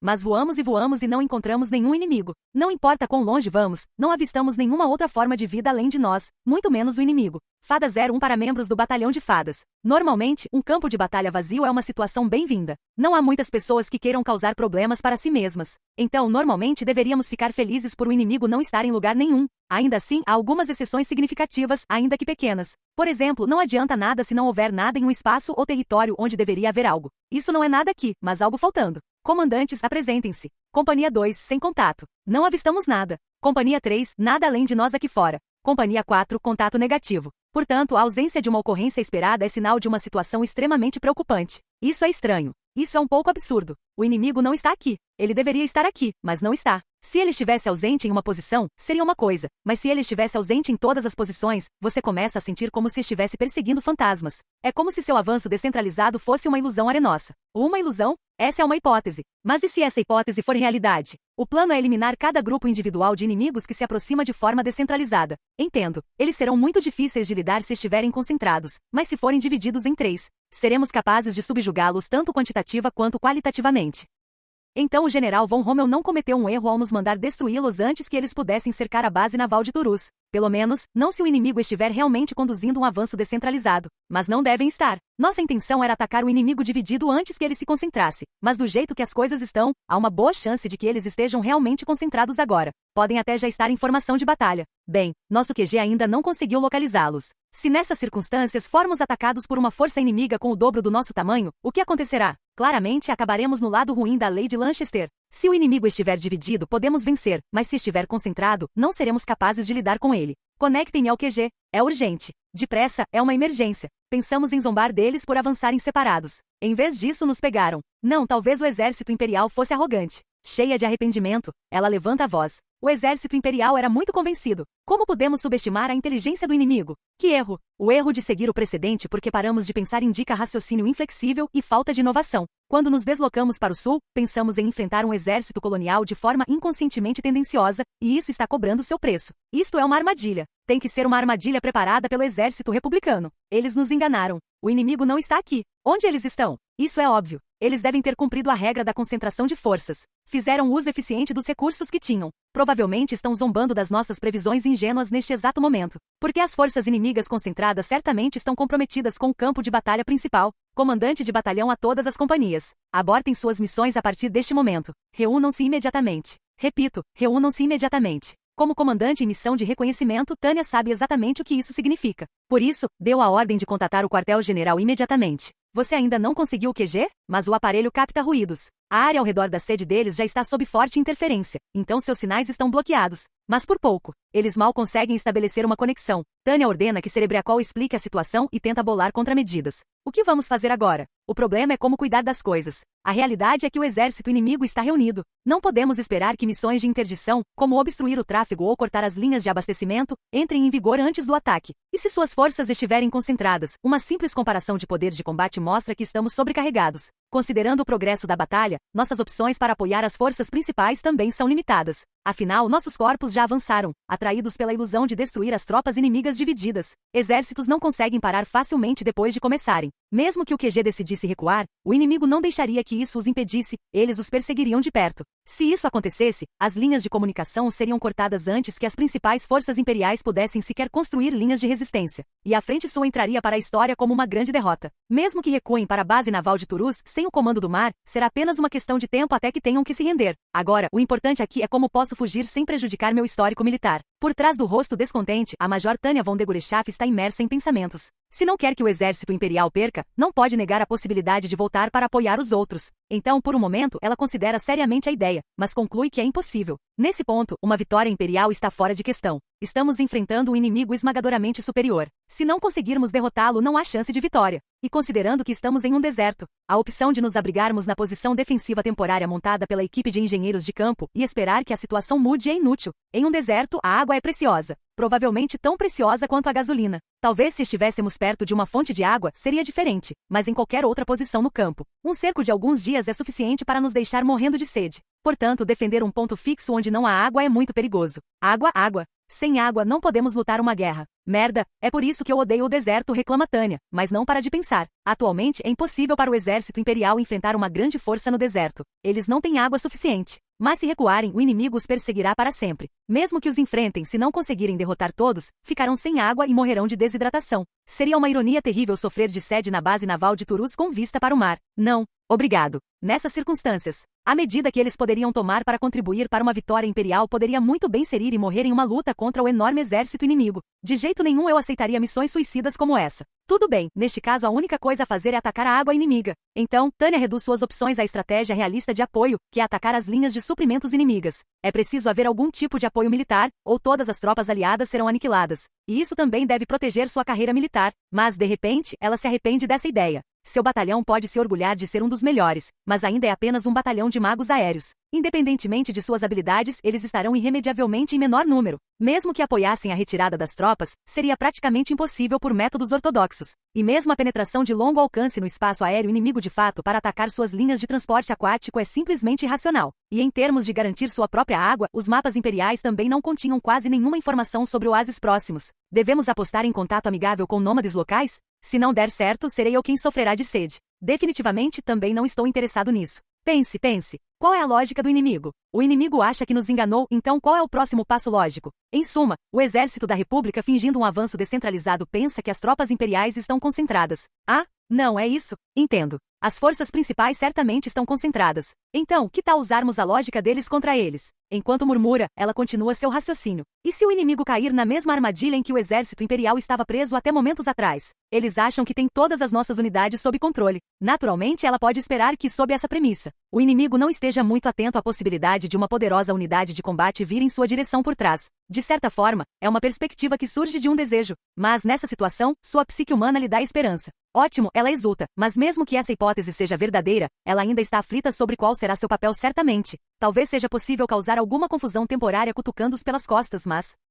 será que o batalhão conseguirá manter essa confusão? Não tenho certeza. Mesmo que consigam romper o cerco, só Deus sabe se conseguirão mantê-lo aberto. Em outras palavras, você pode depositar tanta fé nesse plano quanto naquele bastardo do Ser X. Na verdade, quanto mais ela pensa nisso, mais perigoso parece. Se eles conseguirem abrir um buraco, o exército sem dúvida ordenará que mantenham a posição para mantê-lo aberto por mais um instante. Talvez eu devesse simplesmente fugir, mas com certeza haverá uma corte marcial esperando por ela se fizer isso. Fugir do inimigo e, além disso, abandonar as tropas para fazer isso. Ela tem certeza de que ninguém a protegeria como fizeram quando ela cometeu um erro na costa de Norden. Nesse caso, seu destino seria ser enviada para um pelotão de fuzilamento silencioso, ser baleada após ser repatriada e levada à corte marcial ou, se tivesse sorte, o mensageiro lhe entregaria uma pistola e lhe ordenaria que cometesse suicídio. Não havia muitas opções. Não há muitas maneiras de explicar a fuga diante do inimigo. Não, você pode tentar disfarçar, mas para o bem ou para o mal, espera-se que um soldado lute bravamente. Qualquer um que faça uma caminhada quando seus aliados estão em crise é como o azarado almirante BYNG. Nenhum oficial quer o mesmo destino do almirante BYNG, que falhou em fazer o máximo. Tânia viu com seus próprios olhos que há oficiais em campo que preferem lutar uma batalha imprudente. Claro, ela nunca imaginou que estaria nessa situação. Se tivesse ordens oficiais para partir, a história seria diferente, mas como é senso comum militar na situação atual resgatar as forças principais, certamente o general von Rommel daria tal ordem. Esse fato não pode ser ignorado. Então, devo lutar nas condições dadas. Tudo o que posso fazer é lutar e encontrar uma saída para isso lá na frente. Minhas principais prioridades são sobrevivência e autopreservação. Portanto, é essencial que eu não pareça ter abandonado meus companheiros de tropa. Então, se possível, gostaria que um dos resultados das minhas ações fosse que eles sofressem o mínimo de dano possível. Ainda assim, apenas o mínimo possível. Se eu puder provar que eles sofreram menos dano por minha causa, então o fato de eu ter ajudado a salvá-los diminuirá as críticas que recebo por minha falta de motivação. Certo. Então como posso manter minha reputação, minimizando os danos às tropas e ainda escapar para viver mais um dia? Olhando para trás na história, você vê que não há nada mais horrível do que uma retirada de combate. E nesse caso, mesmo que você consiga sobreviver, você não defendeu realmente o que deveria. Dadas as circunstâncias, é muito arriscado pedir às forças principais, fortemente cercadas, que se retirem com o mínimo de baixas. Mas há exemplos na história em que ambas as condições foram atendidas. Por exemplo, a Batalha de Sekigahara. Os resultados do confronto entre os exércitos oriental e ocidental são famosos, certo? Traição, conspiração, hesitação? De qualquer forma, há muito que aprender com isso. Os últimos dias do exército derrotado foram completamente miseráveis. A maior parte de seu território foi tomada ou o escasso kokudaka de sua produção de arroz foi devorado. Em primeiro lugar, muitos deles não conseguiram deixar o campo de batalha. Mas havia um grupo quase louco que, apesar de participar da batalha, não só conseguiu resgatar seu general, como também exibiu seu zelo marcial. O nome deles? Oni Shimazu. O clã Shimazu? Em outras palavras, a lógica é que se atropelarmos o inimigo e depois sairmos, não estaremos fugindo dele? Não, mas Tânia se sente um tanto em conflito. Sejamos honestos. Ela reclama mentalmente que atravessar o inimigo e voltar é uma missão impossível. Não tenho certeza se os caras que conseguem realizar feitos que mereçam menção especial na história, pense nos pupilos de Kellerman, são sensatos. Esta é uma era difícil para uma pessoa sensata como eu. Mas se eu tiver que, se não tenho escolha, esse é meu dever. Imagem. No início da manhã de 13 de outubro, ano unificado de 1925, acampamento do Exército Republicano. Parece que vencemos. Sim, general. A cena diante de seus olhos era a vingança da República sobre o Império, algo com que a maioria dos soldados republicanos sonhava desde o colapso da Frente do Reno. Ele havia atraído o inimigo com falsos relatos de um avanço descentralizado. Agora, ele os havia cercado com suas forças concentradas e estava prestes a aniquilá-los. Eles fariam com o Império exatamente o que lhes fora feito na Frente do Reno, e o orgulho resultante revigorou não apenas o Estado-Maior, mas também as tropas. Para o general de Lugo, era o primeiro passo de uma contraofensiva para a qual ele havia se preparado de todas as maneiras possíveis. É claro que ele também estava aliviado porque os esforços que havia feito até então estavam dando resultado. Demorou muito, mas se conseguissem derrotar o exército imperial ali, poderiam reforçar a defesa do continente ao sul, poderiam retomar Turus e transformá-la em um forte trampolim para uma contraofensiva no continente. Estava tudo finalmente ao nosso alcance. Foi por isso que o alarme disparando incomodou muito seus ouvidos. M-Socorro da 228ª Companhia de Magos. O que está acontecendo? Essa era basicamente a expressão no rosto do operador de rádio enquanto ele transmitia seu relatório como um pedido de socorro. O 12º Batalhão de Magos, que fornece apoio direto ao flanco direito, também precisa de assistência urgente.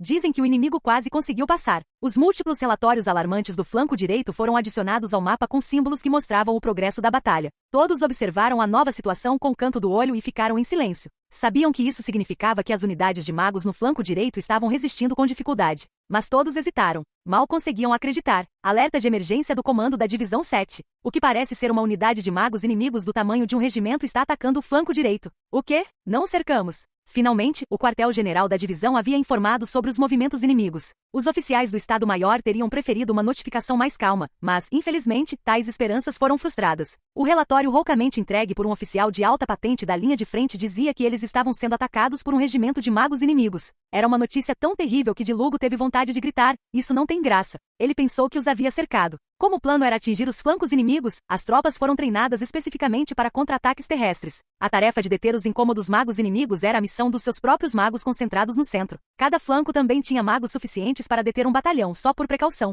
Mas se o oponente tivesse um regimento, isso poderia significar que quase nenhum dos magos imperiais neste campo de batalha havia sido cercado. De todos os idiotas. Então, contra quem os magos no centro estão lutando? Mas isso não condiz com as informações que temos. De Lugo ficou em silêncio e olhou para o mapa, suas estimativas da força de combate inimiga e a escala atual de suas unidades de magos. Não deveria haver uma discrepância tão grande entre eles. Era verdade que sua principal força de magos estava em conflito com o que eles acreditavam ser a principal força de magos imperiais. Ele acabará de receber um relatório de que, devido à sua superioridade numérica, eles estavam mantendo a vantagem. Portanto, dados os relatórios e as informações que haviam obtido com antecedência, não haveria como o inimigo ter magos sobrando. Mas Dilugo ponderou por um instante. Se fosse possível. Bem, não poderia ser, mas... Só temos superioridade numérica porque o inimigo retirou um regimento de magos de suas forças? Mas isso significaria que eles basicamente têm uma brigada de magos nesta batalha. A possibilidade de nossa rede de inteligência ter perdido isso é maior que zero, mas estou confiante em nosso domínio do movimento inimigo. A conclusão a que chegou foi que o exército imperial tinha, no máximo, um regimento. Isso deveria ser tudo que o inimigo tinha. Não deveria ser possível que reservas surgissem do nada daquele jeito. Confirme se é realmente um regimento. Então a parte calma de sua mente duvidou que aquilo fosse realmente um regimento. Por exemplo, talvez eles estivessem usando algum tipo de engano para fazê-los pensar que o grupo tinha o tamanho de um regimento, ou a confusão poderia ter causado um mal-entendido. Mas e quanto a todos os relatórios de suas unidades? Ele sabia o que significavam. Se ele poderia aceitá-los ou não era outro problema. General Dilugo, já perdemos 2 companhias. E o mais importante, os olhares atordoados dos funcionários diziam muito. Dilugo compreendia muito bem a descrença e a perplexidade deles. O fato de 2 empresas terem sido derrotadas significava que havia uma força inimiga grande o suficiente para dominá-las em um instante. Seria diferente se tivessem oferecido resistência e sido derrotados. Mas se o inimigo fosse mais forte pela margem padrão, a primeira mensagem de uma unidade que fizesse contato nunca seria um pedido de socorro. Se o 12º Batalhão estiver prestes a ser invadido, a força inimiga deve ser pelo menos 2 vezes maior que isso. E além disso, havia o relatório estridente do batalhão designado como apoio direto. Se eles também estavam quase derrotados, a defesa de retardamento ao longo de todo o flanco direito não estava funcionando como esperado. Você está me dizendo que há uma unidade de magos inimiga tão poderosa que não podemos detê-la mesmo com o apoio da divisão do flanco direito? NGH. Mandem os magos do centro como reforço. Nesse ritmo, eles vão romper o cerco. O cérebro de Dilugo ficou preocupado com essa reviravolta absurda dos acontecimentos, mas o grito do coronel Vianto o reiniciou. Vianto foi o que se recuperou mais rápido do que todos os oficiais de Estado-Maior que ficaram momentaneamente paralisados. Embora estivessem atrasados, os outros começaram a entender o que precisava ser feito. Se as baterias no flanco direito fossem atingidas, não haveria como impedir o inimigo de sair, então o flanco direito precisava de reforços. Era um plano totalmente sensato, mas não havia nada de sensato em seus oponentes. Aconteceu no momento em que a unidade foi retirada e enviada. 5º Batalhão de Magos ao QG. Os magos inimigos estão se aproximando rapidamente. O grito de alerta veio da unidade de magos que apoiava diretamente não o flanco direito, mas o centro. Ridículo. Não vão remover as baterias? Ele tinha acabado de enviar o 2º Batalhão de Magos e o recém-recrutado 1º Regimento composto de magos para o flanco direito. Mas ele foi forçado a perceber, com total desgosto, que os magos inimigos que estavam correndo descontroladamente no flanco direito haviam mudado de curso. A manobra nem sequer visava deter os reforços. Por um momento ninguém sabia ao certo para onde o inimigo estava indo. Não era um movimento para destruir o cerco do flanco direito, que parecia estar em seus últimos momentos. Não, e nem sequer era um movimento para interceptar o reforço que se aproximava. Foi uma investida contra as forças republicanas centrais. Eles são como demônios, a verdade saiu da boca de Vianto como uma reclamação. Vianto estava mais familiarizado com magos do que qualquer outra pessoa presente e entendia as intenções do inimigo. Ou talvez soubesse por experiência própria qual seria o próximo alvo. Atacar o flanco direito era apenas um dos seus objetivos. Se o exército republicano os tivesse deixado à própria sorte, teriam rompido o flanco direito e o esquerdo. Mas o que eles farão se o exército republicano fizer a coisa sensata e reforçar o flanco direito? Simples. Eles atacam onde as unidades acabaram de ser removidas, o centro. Não era como se as unidades fossem retiradas da esquerda para a direita. Para conter os magos inimigos à direita, as unidades seriam retiradas do centro. Supondo que os magos atacassem em linha reta, o ruído e o bloqueio seriam tais que sua capacidade de detectar inimigos ficaria temporariamente paralisada. Então, se o exército imperial se mover com base no sinal de reforços a caminho, naquele momento Vianto instintivamente entendeu a horrível verdade e sua espinha congelou. Os magos finalmente estavam protegendo o flanco direito. No exato instante em que terminaram de se espalhar, tornaram-se inúteis. Não puderam contribuir com nada no momento decisivo em que o centro estava sendo atacado. Não, nós os tornamos inúteis. As manobras inimigas pareciam ser os meandros de um grupo encurralado, mas, na verdade, eram mais diabólicas que o diabo, usando táticas que eram o cúmulo da astúcia e extremamente tortuosas. Os magos inimigos realizavam manobras que Vianto nem tinha certeza se eram teoricamente possíveis. Ele achava que era bem versado nos terrores dos magos imperiais. General Dilugo, por favor, recue. O que? O inimigo está vindo para cá. Droga! Eles querem recriar o que fizeram na frente do Reno. Eles destruiriam a sede com um ataque cirúrgico. Qualquer um poderia dizer que foi um pesadelo, mas o Império executou isso nas linhas do Reno. Eles romperam as principais linhas republicanas, posições construídas para ter defesas incomparavelmente firmes, e destruíram o quartel-general, que parecia uma fortaleza. O pânico que tomou conta das unidades da linha de frente na época foi de uma escala praticamente indescritível. E o atual exército republicano não tinha um substituto para Dilugo. Tinha acabado de trocar seu velho odre por um novo. Não tinha outro pronto. O Exército Republicano Livre, como se podia perceber apenas pelo nome, havia se esforçado enormemente para alcançar seus objetivos. Portanto, se o general à frente da República caísse naquele momento, mais do que nunca continuar uma resistência organizada seria quase impossível. Para o Exército Imperial, mesmo que todo o seu corpo expedicionário do Sul fosse eliminado, se eles conseguissem levar de Lugo com eles, ainda seria uma vitória. Não vai ser difícil derrotar o Exército Imperial agora. Eles provavelmente só vão levar uma surra. E o que acontecerá com nosso poder de fogo e unidade se os enviarmos para enfrentar esses magos? No mínimo, não atingiremos nossos objetivos iniciais. Homens, protejam o general. Esta é a nossa batalha final. O inimigo invadiu o Reno, mas Vianto não podia permitir que isso acontecesse. Ele não daria outro quartel-general ao Exército Imperial. Imagem. No mesmo dia, acampamento do Exército Imperial. Ao ouvir aquela risada, os infelizes suboficiais que também estavam no veículo blindado fizeram uma careta. Bem, qualquer um tem o direito de fazer uma careta se seu comandante de alta patente cair na gargalhada quando estiver cercado. Se ele enlouqueceu, isso vai ser uma merda. Não havia nada de terrivelmente estranho nos sentimentos deles. Normalmente, Rommel teria sido atencioso e segurado o riso. Mas hoje, ele apenas riu e riu, mais do que você imagina que uma pessoa seria capaz. Ah, isso é realmente divertido. Parabéns, Major. Só desta vez, Rommel não conseguia parar de rir. A cena diante de seus olhos causará um impacto tremendo que justificava a reação. Ele achou que conseguiria controlá-la um pouco com uma coleira, mas na verdade ela era muito mais eficaz quando ele a soltava. Ela deve ter sentido o cheiro de alguma coisa, por isso quis fazer o reconhecimento tão tarde. Ele ficou grato por ela ter percebido o plano inimigo e alertado que os republicanos estavam a caminho antes que as forças principais os encontrassem. Graças a isso, ele pôde se preparar para enfrentar um inimigo superior. Ao mesmo tempo, se houvesse unidades fora do cerco, seria de se esperar que tentassem recuar. Mas ele se sentiu estúpido por pensar isso quando viu o que estava acontecendo. Ela está recuando. Tenho que rir. As manobras do Major von Degorechaf são incríveis.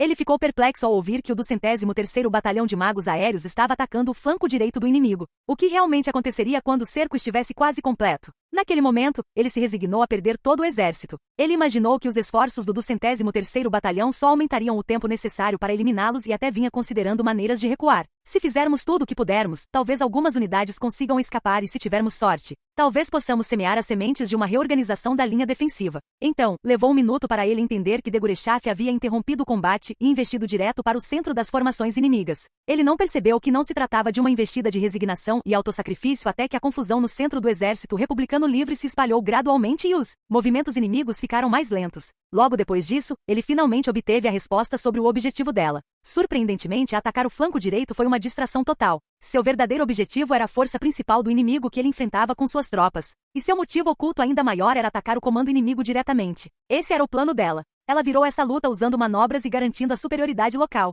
Ela era como uma mágica. Para um aliado, ela certamente é um escudo esmagador de prata branca. Mas para o quartel-general, ela é realmente uma cadela louca. Ah, ela conseguirá muito mais sem coleira. Isso devia ser uma dor de cabeça para um general orgulhoso. Um general orgulhoso não admitiria que alguém de patente inferior, ainda por cima uma criança, fosse melhor do que ele na guerra. Mas quem admitiria? Ah, então é por isso que a maioria dos generais não consegue decidir o que fazer com ela. Ninguém gosta de um cão de caça mais esperto que o caçador. Ela é talentosa demais para ser uma mera oficial de campo. Qualquer oficial superior teria dificuldade em tê-la como subordinada. Ela pode até ser demais para mim. Agora entendo muito bem porque o Estado-Maior, não, o Grupo de Exércitos do Oeste, lhe deu autoridade para agir de forma independente. Ela é uma cadela de caça incrivelmente competente. Graças à sua capacidade de se livrar dos reforços inimigos e de invadir seus quartéis generais, o inimigo entrou em pânico. O exército imperial, supostamente cercado pelos remanescentes do exército republicano, havia conseguido manter uma unidade de combate organizada, e a situação agora era tal que poderia avançar. Eles eram livres para avançar ou recuar. E de fato, como os flancos não podiam fazer muito devido à confusão no centro, eles puderam até mesmo ressuscitar seu plano inicial de eliminar todos eles. Nós podemos fazer isso. Rommel sorriu ferozmente. Ataquem o flanco esquerdo do inimigo. Esta é uma batalha aérea móvel. Ataquem o flanco esquerdo deles e atravessem direto as forças centrais. Eles deixariam o flanco direito desordenado sozinho por enquanto. E a unidade de conexão no centro caiu em desordem após o ataque de Degorechaf. Rommel viu imediatamente que o flanco esquerdo era o que restava. Embora estivesse atualmente isolado de sua cadeia de comando, o flanco esquerdo detinha o poder de combate mais organizado que restava. Ele o atacaria sem perder tempo. Para isso, ele precisava de toda a força militar disponível. O que devo fazer? Ele começou a se perguntar, mas percebeu que não tinha tropas suficientes para pensar tanto. A divisão ligeira deve defender nossa posição. Todos os outros vão para o flanco esquerdo. Esmaguem esse flanco esquerdo. Tendo decidido deixar as divisões mais leves e inexperientes para manter a posição, ele levaria o resto de suas forças para enfrentar o flanco esquerdo, numa tentativa de derrubar o cerco e eliminar seus inimigos. Se fizessem isso, pelo menos conseguiriam garantir uma retirada. Provavelmente seria possível desferir um golpe e tanto se os atacassem enquanto já estivessem confusos. O fato de ele ter sido capaz de fazer tal julgamento tão rapidamente foi uma prova do talento incomum de Romeu. Pelo menos, manter uma resistência organizada enquanto estava cercado era louvável. Assim que ele definiu um plano de ação, agiu rapidamente. Diga à Major que ela pode fazer o que quiser. E então, ninguém sabia se era para melhor ou para pior, mas ele soltou a coleira. O chihuahua do outro lado provavelmente era fofo e adorável. Mas no campo de batalha, ele precisava da cadela de caça selvagem. E ela poderia causar muito mais estragos no inimigo se ela e seu batalhão não obedecessem às normas. Foi assim que lhe pareceu, então ele fez isso para atingir seus objetivos. Tem certeza, senhor? Com essa não há nada melhor do que deixá-la fazer o que quer. A caça deve ser deixada para o cão de caça, certo? Ao comandar um corpo do mesmo tamanho que o inimigo, Romeu não tinha intenção de perder para ninguém. Ele provavelmente conseguiria até mesmo enfrentar Degorechaf sem problemas. Estava bastante confiante em sua capacidade de travar uma guerra de manobras em nível operacional. Mas ele entendia que quando se tratava de comandar um batalhão, ele era inferior. Ou talvez mais importante, ele tinha que aceitar que nunca seria tão bom quanto ela em sentir a hora de lutar. A oportunidade que ela aproveitou com suas manobras rápidas foi um instante tão breve que, embora eu pudesse vê-la de longe, não consegui compreendê-la. De qualquer forma, quanto mais você tenta controlá-la, mais energia você desperdiça. Ela e seu batalhão são realmente cães de caça de guerra. São oficiais de cavalaria dos tempos antigos, os verdadeiros. Eles sabem quando, onde e como atacar. Eles podiam capturar presas sem que você os ensinasse. Então, em vez de correr o risco de eles esquecerem como, treinando-os, era muito mais lógico deixá-los à solta. Mais importante ainda, apressem-se e preparem-se para um ataque penetrante. Preparem-se para as armas republicanas antes que eles recuperem a disciplina. Ele poderia pensar em como usar Degorechaf e o do 103º Batalhão de Magos Aéreos mais tarde. Agora, o mais importante era cuidar da situação imediata. Se não esmagarmos a artilharia republicana, seremos apanhados por uma barragem unilateral. Se eu não aproveitar esta oportunidade, serei o mais inepto dos ineptos. Não tenho interesse em ser ridicularizado pela história como um general incompetente que desperdiçou o trabalho árduo de seus companheiros soldados. Entendido. Imediatamente. Louvado sejam os escaramuçadores e seus movimentos rápidos. Veja como eles se movem rapidamente mesmo nessas circunstâncias difíceis. São veteranos do Reno, sem dúvida. Mesmo que suas unidades estejam com poucos efetivos, eles são mais úteis, pois não hesitam. Um soldado que consegue se mover é melhor do que um que não consegue. Assim que a divisão ligeira se aclimatar, eles serão um pouco mais úteis. Fico feliz que pelo menos tenham aprendido algumas técnicas de luta. Reúnam todos os artilheiros restantes. Não quero ser pego lá atrás. Assim que terminarem de atacar a artilharia, atirem com tudo nos inimigos no centro. Desta vez, não há limite para a quantidade de projéteis que vocês podem usar. Atirem como loucos. Se estamos tentando mantê-los sob controle, realmente precisamos de tantos. Não podemos trazer a artilharia para o ataque. Além disso, a divisão leve que permanece em nossa posição atual precisa de reforços. Agora vamos. Mas certamente não se poderia esperar que eles se defendessem sozinhos. Estariam sujeitos a ruir se ele os deixasse cercados e sozinhos. Isso também afetaria todas as unidades em ataque. A velocidade era primordial em uma batalha de manobras. Para minimizar o tempo que a unidade mais vulnerável ficaria exposta, ele precisava fazer os soldados correrem. Naquele momento, eles realmente não podiam levar a artilharia consigo. A única coisa a fazer era exibir seu poder de fogo assim que assumissem posição. A artilharia empregada de forma prática pode ser útil tanto para o ataque quanto para a defesa, sem dúvida. Atirar, distrair, defender, ela faz tudo. Se as tropas deixassem os canhões como um truque na manga, a posição defensiva poderia ser defendida enquanto travavam a batalha de manobra. Havia esperança. Sim, um caminho se abriu. É uma corrida contra o tempo. Sejam rápidos. Cavalheiros, avancem. Coloquem a unidade blindada na frente. Desculpe, senhor. Imediatamente, senhor. A existência de uma luz no fim do túnel revigorou o QG. Foi uma transformação brilhante, como se o mundo monocromático deles de repente tivesse cor novamente. E ele, Romeu, não era exceção. Embora estivessem cercados, Romeu estava animado. Estranhamente, parecia que as coisas dariam certo de alguma forma. Com esta operação e a luta incansável de seus subordinados, eles virariam o jogo e a sensação era: nossa, isso é tão bom. Se os deuses existem, eles certamente trabalham de maneiras misteriosas. Ah, não posso tirar sarro do Major. É bom mesmo virar o jogo. Certo, vamos dar um susto neles. Que surpresa. De fato, na sede republicana, a sala normalmente tranquila, embora abafada, estava envolta em uma atmosfera incomum. Os funcionários tensos observavam os dois oficiais de alta patente no meio da sala, com sorrisos largos e vazios no rosto. Um deles era o comandante, o general de Lugo. O outro era o oficial considerado o veterano mais durão e experiente de todos, o coronel Vianto. Seu comandante mais antigo e o veterano em quem supostamente poderiam confiar caíram na gargalhada. Em um campo de batalha não há medo maior. Quando as duas pessoas que deveriam ser seu núcleo caíram na gargalhada em vez de lidar com a crise, os funcionários se perguntaram: será que enlouqueceram? Com um arrepio, e seus rostos se contraíram. Então, por um curto período, os funcionários se depararam com o grave dilema de chamar ou não um médico. Sem se importar com a confusão ao redor, de Lugo e Vianto continuaram a rir. O que há de tão engraçado? Enquanto alguns dos funcionários observavam atentamente, perceberam que o riso era quase a sua maneira de dizer: quem se importa? E que eles também não tinham escolha a não ser seguir o exemplo. E depois que as risadas acabaram, eles cuspiram. Essa realidade é uma uma piada de mau gosto. Essa era a reclamação deles contra a situação absurda em que se encontravam. Eles estavam completamente confiantes de que sua formação de batalha levaria à vitória. Era uma operação simples que exigia apenas a teoria: pressionar o exército imperial cercado de 3 direções. O exército republicano livre foi estruturado de tal forma que as previsões pré-batalha indicavam que ele poderia vencer o exército imperial. Tinha que ser discutido no passado. Eles realmente derrubaram nossa estratégia com uma manobra de poder em nível operacional? Eles têm muita coragem. Agora, seus planos haviam sido completamente destruídos, embora não tivessem cometido nenhum erro estratégico. Como resultado de manobras táticas realizadas durante as operações, sua vantagem estratégica foi superada. Teoricamente, isso não deveria acontecer, mas na realidade, a situação para a qual se prepararam havia sido revertida. Depois de atacar o flanco direito, o regimento inimigo basicamente trocou de lugar com os reforços para atacar as forças centrais. A unidade diretamente sob o comando de Vianto estava interceptando, mas, surpreendentemente, no momento em que os inimigos fizeram contato, começaram a recuar. Assim, os republicanos não conseguiram detê-los com seu grupo de elite, mas também não conseguiram organizar uma resistência unida. Se o inimigo os atacasse, alguns poderiam imobilizá-los e o grupo principal poderia atacar o restante das forças imperiais. Mas se o inimigo estivesse recuando, eles tinham que atacar. Naturalmente, isso fez a lógica funcionar ao contrário. Mesmo assim, eles não podiam simplesmente deixá-los em paz. Precisavam fazer alguma coisa. Mas na situação deles, eles não tinham muitas opções para escolher. A desordem no flanco direito era insuportável, e o flanco esquerdo travava uma batalha furiosa contra a principal força inimiga que tentava romper o cerco. Com a batalha caminhando nessa direção, eles não podiam permitir que um regimento de magos fizesse o que quisessem.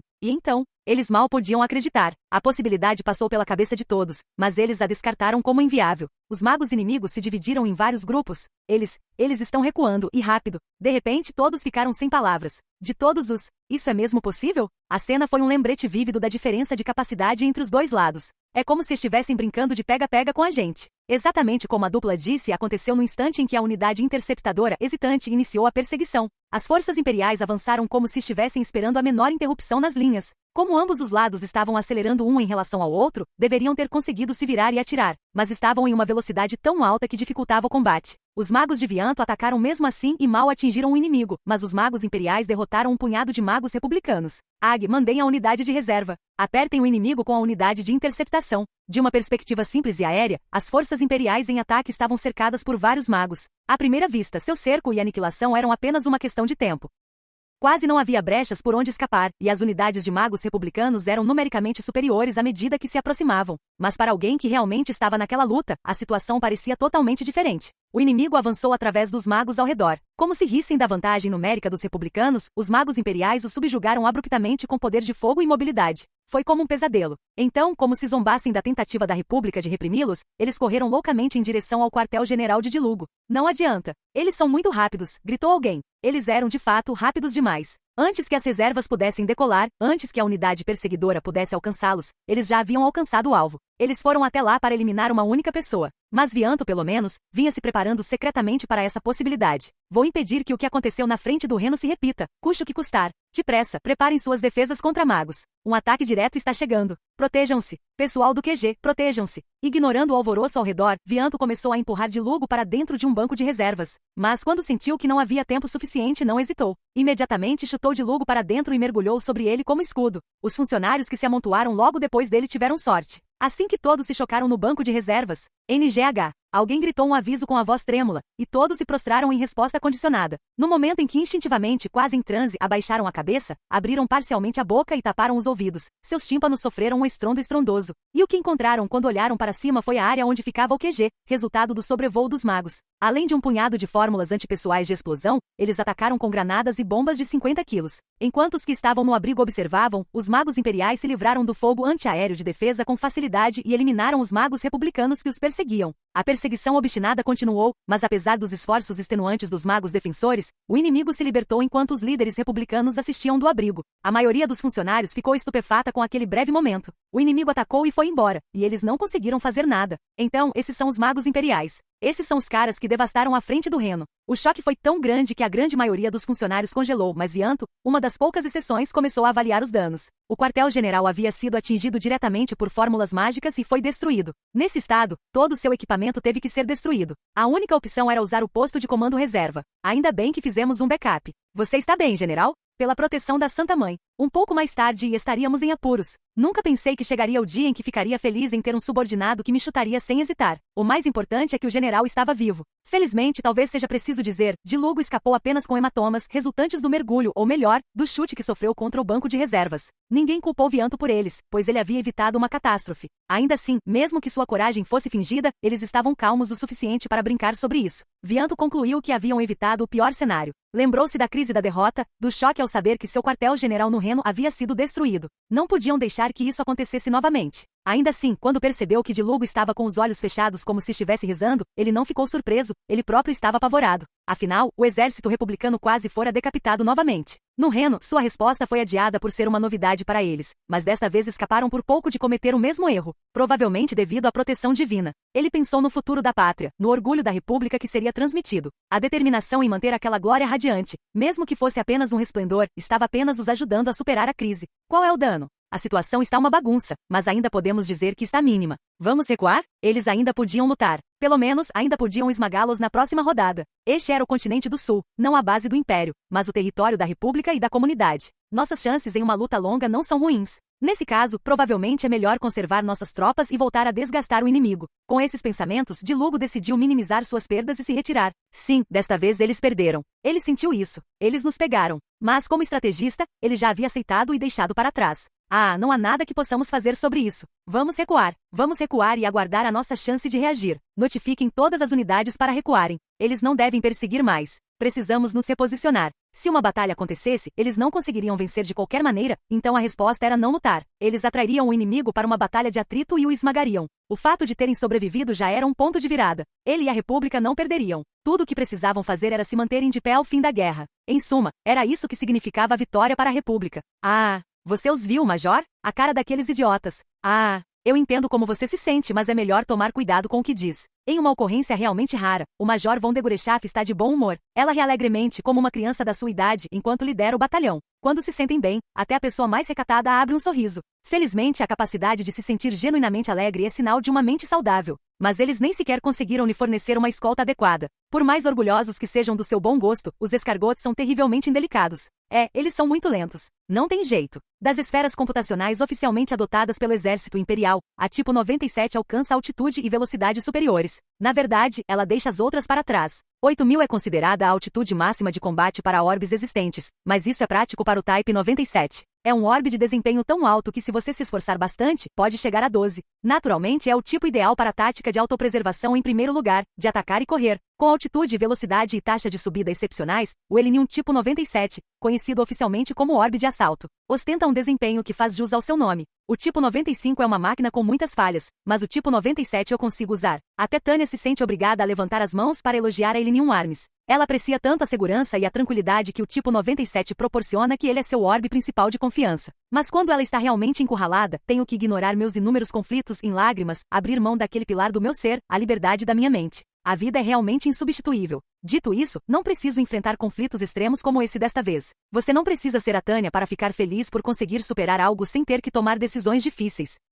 Bem, não é de se admirar. As tendências mudam rápido no Império, especialmente se você for um soldado republicano entrincheirado nas colônias. Então, até a Tânia está de bom humor, embora não seja do feitio dela. É tão maravilhoso estar livre daquela maldição que me faz cantar canções de louvor a Deus ou algo assim. De qualquer forma, vamos brindar ao Elinium tipo 97. De vez em quando, a Elinium Arms faz um trabalho decente. Aqui. Graças a essa coisa, aquela caça ao pato ficou muito mais fácil. Se você prestar atenção no esboço, parece que meu batalhão teve uma luta difícil. Podemos até nos gabar de termos dado uma boa surra no inimigo, basicamente sozinhos. Um batalhão aumentado, sim, mas ainda um batalhão e atravessou o cerco, prendendo forças amigas. Com os reforços inimigos à nossa mercê, atraímos as forças principais e as detivemos. Então voltamos a atacar e até fizemos um ataque anti-superfície. Se você adicionar alguns floreios retóricos à nossa correria tentando escapar e não obtendo nenhum ganho real de guerra, é isso que você obtém. Alguém do exército imperial japonês poderia ter dito algo como: minha unidade corajosa desferiu um golpe ousado nas principais forças inimigas ilesa. Como era nossa missão, e agora estamos recuando. Imaginei que seria ruim apenas evitar o inimigo, então fizemos aquele ataque anti-superfície no final para termos alguma ação para apontar perfeito. Bom, tinha uns amadores novatos que pareciam achar que eram magos porque voavam de vez em quando, então consegui acumular alguns pontos.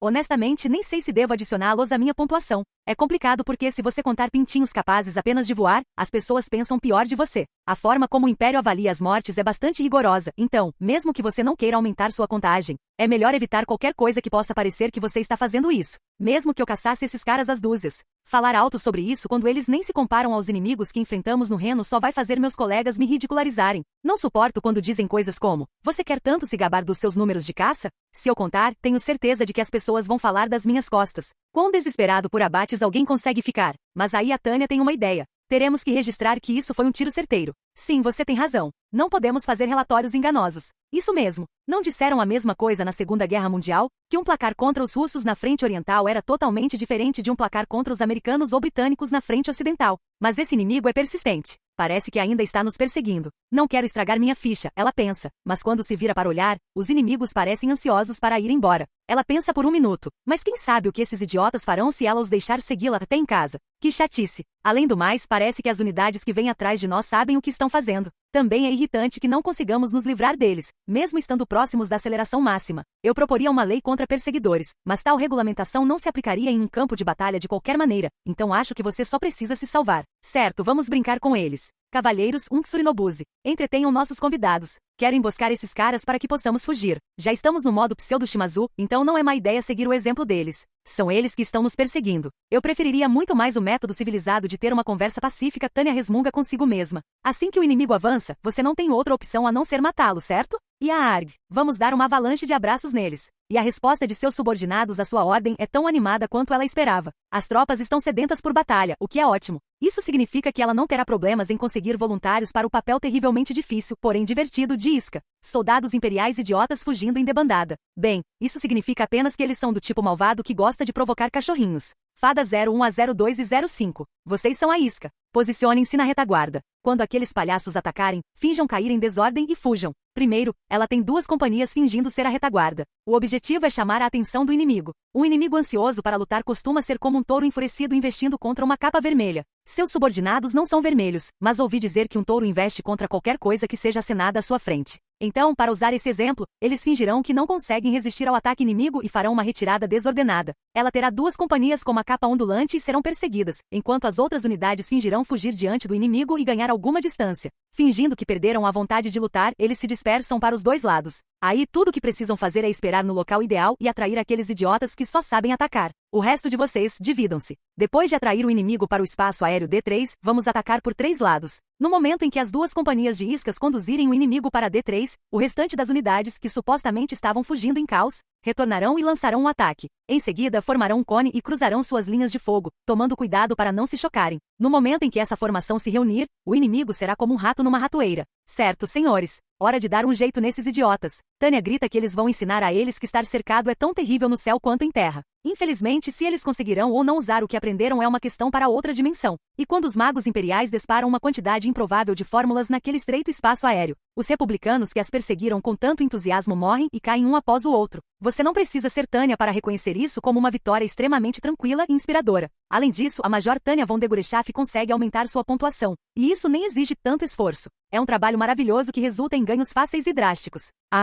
Não consigo parar de rir. É por isso que em uma ocorrência rara, ela consegue ser tão alegre que até dá uma gargalhada. Ela quase diz, seria ótimo se pudesse ser assim tão fácil de agora em diante, mas ela congela quando percebe a implicação de suas palavras. Sim, as palavras de agora em diante. De agora em diante. É isso que significa estar tão feliz que volta à tristeza. Seus pensamentos param por um instante, e então uma premonição aterrorizante do futuro lhe dá arrepios. Depois de se recompor, Tânia se lembra objetivamente da situação em que se encontra. Depois de pensar por um momento, ela balança a cabeça com uma expressão abertamente amarga no rosto. Claro, estamos vencendo facilmente no momento. Mesmo agora, eles derrubaram os magos republicanos como se fosse um tiro ao alvo. Mas a guerra geralmente não é assim. Ter tudo tão fácil vai te arruinar. Eliminar a turba inimiga certamente garante uma vitória fácil, mas seria um erro esperar que todas as batalhas fossem assim. Mesmo antes disso, se temos tal vantagem, não deveríamos estar tomando medidas para acabar com a guerra? Tânia de repente se pergunta por que eles ainda estão brigando e geme inconscientemente. Sem nem perceber o olhar questionador do primeiro-tenente Weiss, ela mergulha em pensamentos enquanto a unidade retorna à base. Depois de refletir um pouco, ela é forçada a reconhecer uma realidade chocante. Ao pousarem de volta na base no deserto, ela deixa seus equipamentos e dispensa as tropas. Bebendo um copo de água fria do tanque com uma expressão distraída, ela observa um interminável trem de veículos militares imperiais indo e vindo pelo deserto. Suprimentos do país de origem e caminhões de transporte. Todos esses equipamentos travam uma batalha desesperada contra a areia para ajudar na vitória. Ela não sabe ao certo quem teve a ideia, mas eles sabiamente usaram camelôs em vez de cavalos para transportar parte da carga, o que provavelmente aumenta a eficiência. Então, o trabalho duro deles está valendo a pena. Por enquanto, as coisas estão bem. Seus únicos inimigos são os remanescentes republicanos, que dificilmente representam uma ameaça formidável, e as forças expedicionárias da comunidade. Independentemente dos números, o exército imperial os supera em termos de treinamento, então qualquer luta é um tiro certeiro. Por outro lado, estamos desperdiçando nossos veículos com esse inimigo patético e colocando uma pressão séria em nossas linhas de suprimentos. Certamente em termos da ideia do general von Zetor de uma mobilização puramente política para pressionar a República e expandir nossa influência no reino de Uldoa. Uma força expedicionária do continente sul é uma resposta.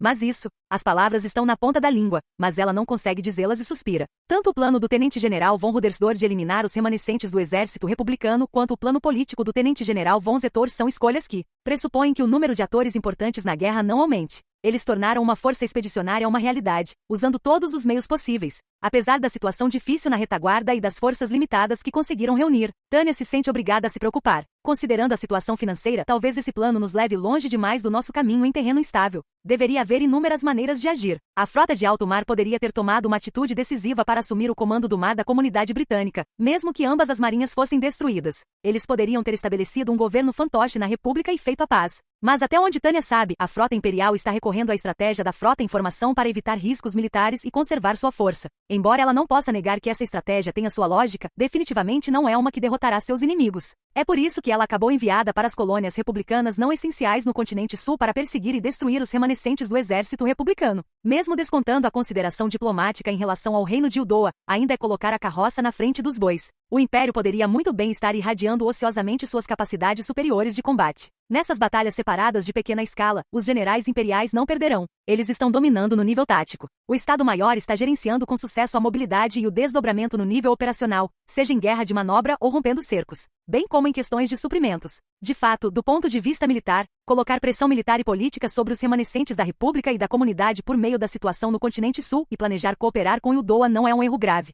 Mas isso é apenas de um ponto de vista puramente militar. Ou, Tânia reconsidera e reconsidera sua conclusão. Talvez o Estado-Maior esteja propondo políticas apenas de um ponto de vista militar desde o início, e o resto deixa a cargo do governo, para não atrapalhar a administração. Mas se for esse o caso, Tânia tem que enterrar a cabeça nas mãos. De que adiantaria expandir a frente ainda mais do que isso? O que o Império possivelmente ganha ao tomar antigas colônias republicanas no deserto? A vontade de lutar contra qualquer inimigo que você encontre no campo de batalha se espalhou para os políticos na retaguarda, que deveriam manter a calma e pensar em estratégias? Enquanto segue essa linha de pensamento, ela treme diante de sua visão horrível do futuro. Então como? Como os políticos locais vão acabar com a guerra? Ela murmurou para si mesma, mas esse sentimento lhe causa um arrepio terrível, como uma maldição. Serão os políticos imperiais capazes de pôr fim à guerra? Nós, o exército imperial, estamos vencendo em campo. Também temos a iniciativa. É por isso que estamos vivendo momentos tão bons agora. Sim, tanto política quanto militarmente, este é o nosso melhor momento. Então, se este é realmente o nosso melhor momento, então, que desperdício, lamenta ela. É o nosso melhor momento, mas o Império ainda está perdendo seu poder nacional em uma guerra sem fim à vista. Imagem. 1º de novembro, ano unificado de 1925. Câmara dos Comuns da Commonwealth. Súditos da comunidade, hoje informo que se aproxima o dia em que o Império, aquela terrível nação militar, usará seu poder sobre nós. A voz do primeiro-ministro falando a todo o povo da comunidade britânica pelo rádio transmitiu sua dura realidade. E infelizmente devo também informá-lo de que eles pretendem atacar. Mas permita-me dizer o seguinte, espero que sirva de pequeno consolo o fato de eu lhe prometer, em nome da comunidade, que será impossível para eles virem por mar. Ao contrário do conteúdo do seu discurso, porém, seu tom continha um toque de humor. Mas até mesmo nossas paredes de madeira, elogiadas há muito tempo, encontrariam no inimigo maligno que enfrentamos atualmente uma provação significativa. A guerra não é mais o que costumava ser. Então ele falou abordando a maneira como a guerra havia mudado. Neste ponto, devemos reconhecer francamente, sem perder o ânimo, que estamos entrando em uma era terrível. Todos que ouviam atentamente entenderam que ele queria dizer que seria uma luta difícil. Esta guerra será dura e exigirá longa resistência. Provavelmente teremos que lutar até que nós ou nosso inimigo desmoronemos. E será uma luta que exigirá até a última gota de força que nossa pátria possui. Junto com suas previsões, ele fez uma declaração. Mas eu prometo à minha amada pátria. Cada palavra era cristalina. Algum dia, nós os destruiremos. Alguém num bar gritou, pode apostar que sim, e várias pessoas concordaram com a cabeça. Mas por enquanto, eu simplesmente espero que na comunidade de 1000 anos a partir de hoje, os netos dos nossos filhos leiam em um livro de história escrito por um de nós que agora, este momento, foi o melhor dos tempos para o Império. Essa era a história que era dever deles criar. Para nós, este é realmente o pior dos tempos. Sombrio, diga-se de passagem. Ao mesmo tempo, para o Império, este é o melhor dos tempos. Ele estava até arrogantemente confiante de que eles existiriam perpetuamente 1000 anos depois. Agora, senhoras e senhores, um brinde aos nossos piores momentos. E não queremos que nossos netos digam isso? Não queremos que eles digam que estes foram os melhores momentos do Império? Até agora, aos piores momentos da nossa eterna pátria saúde.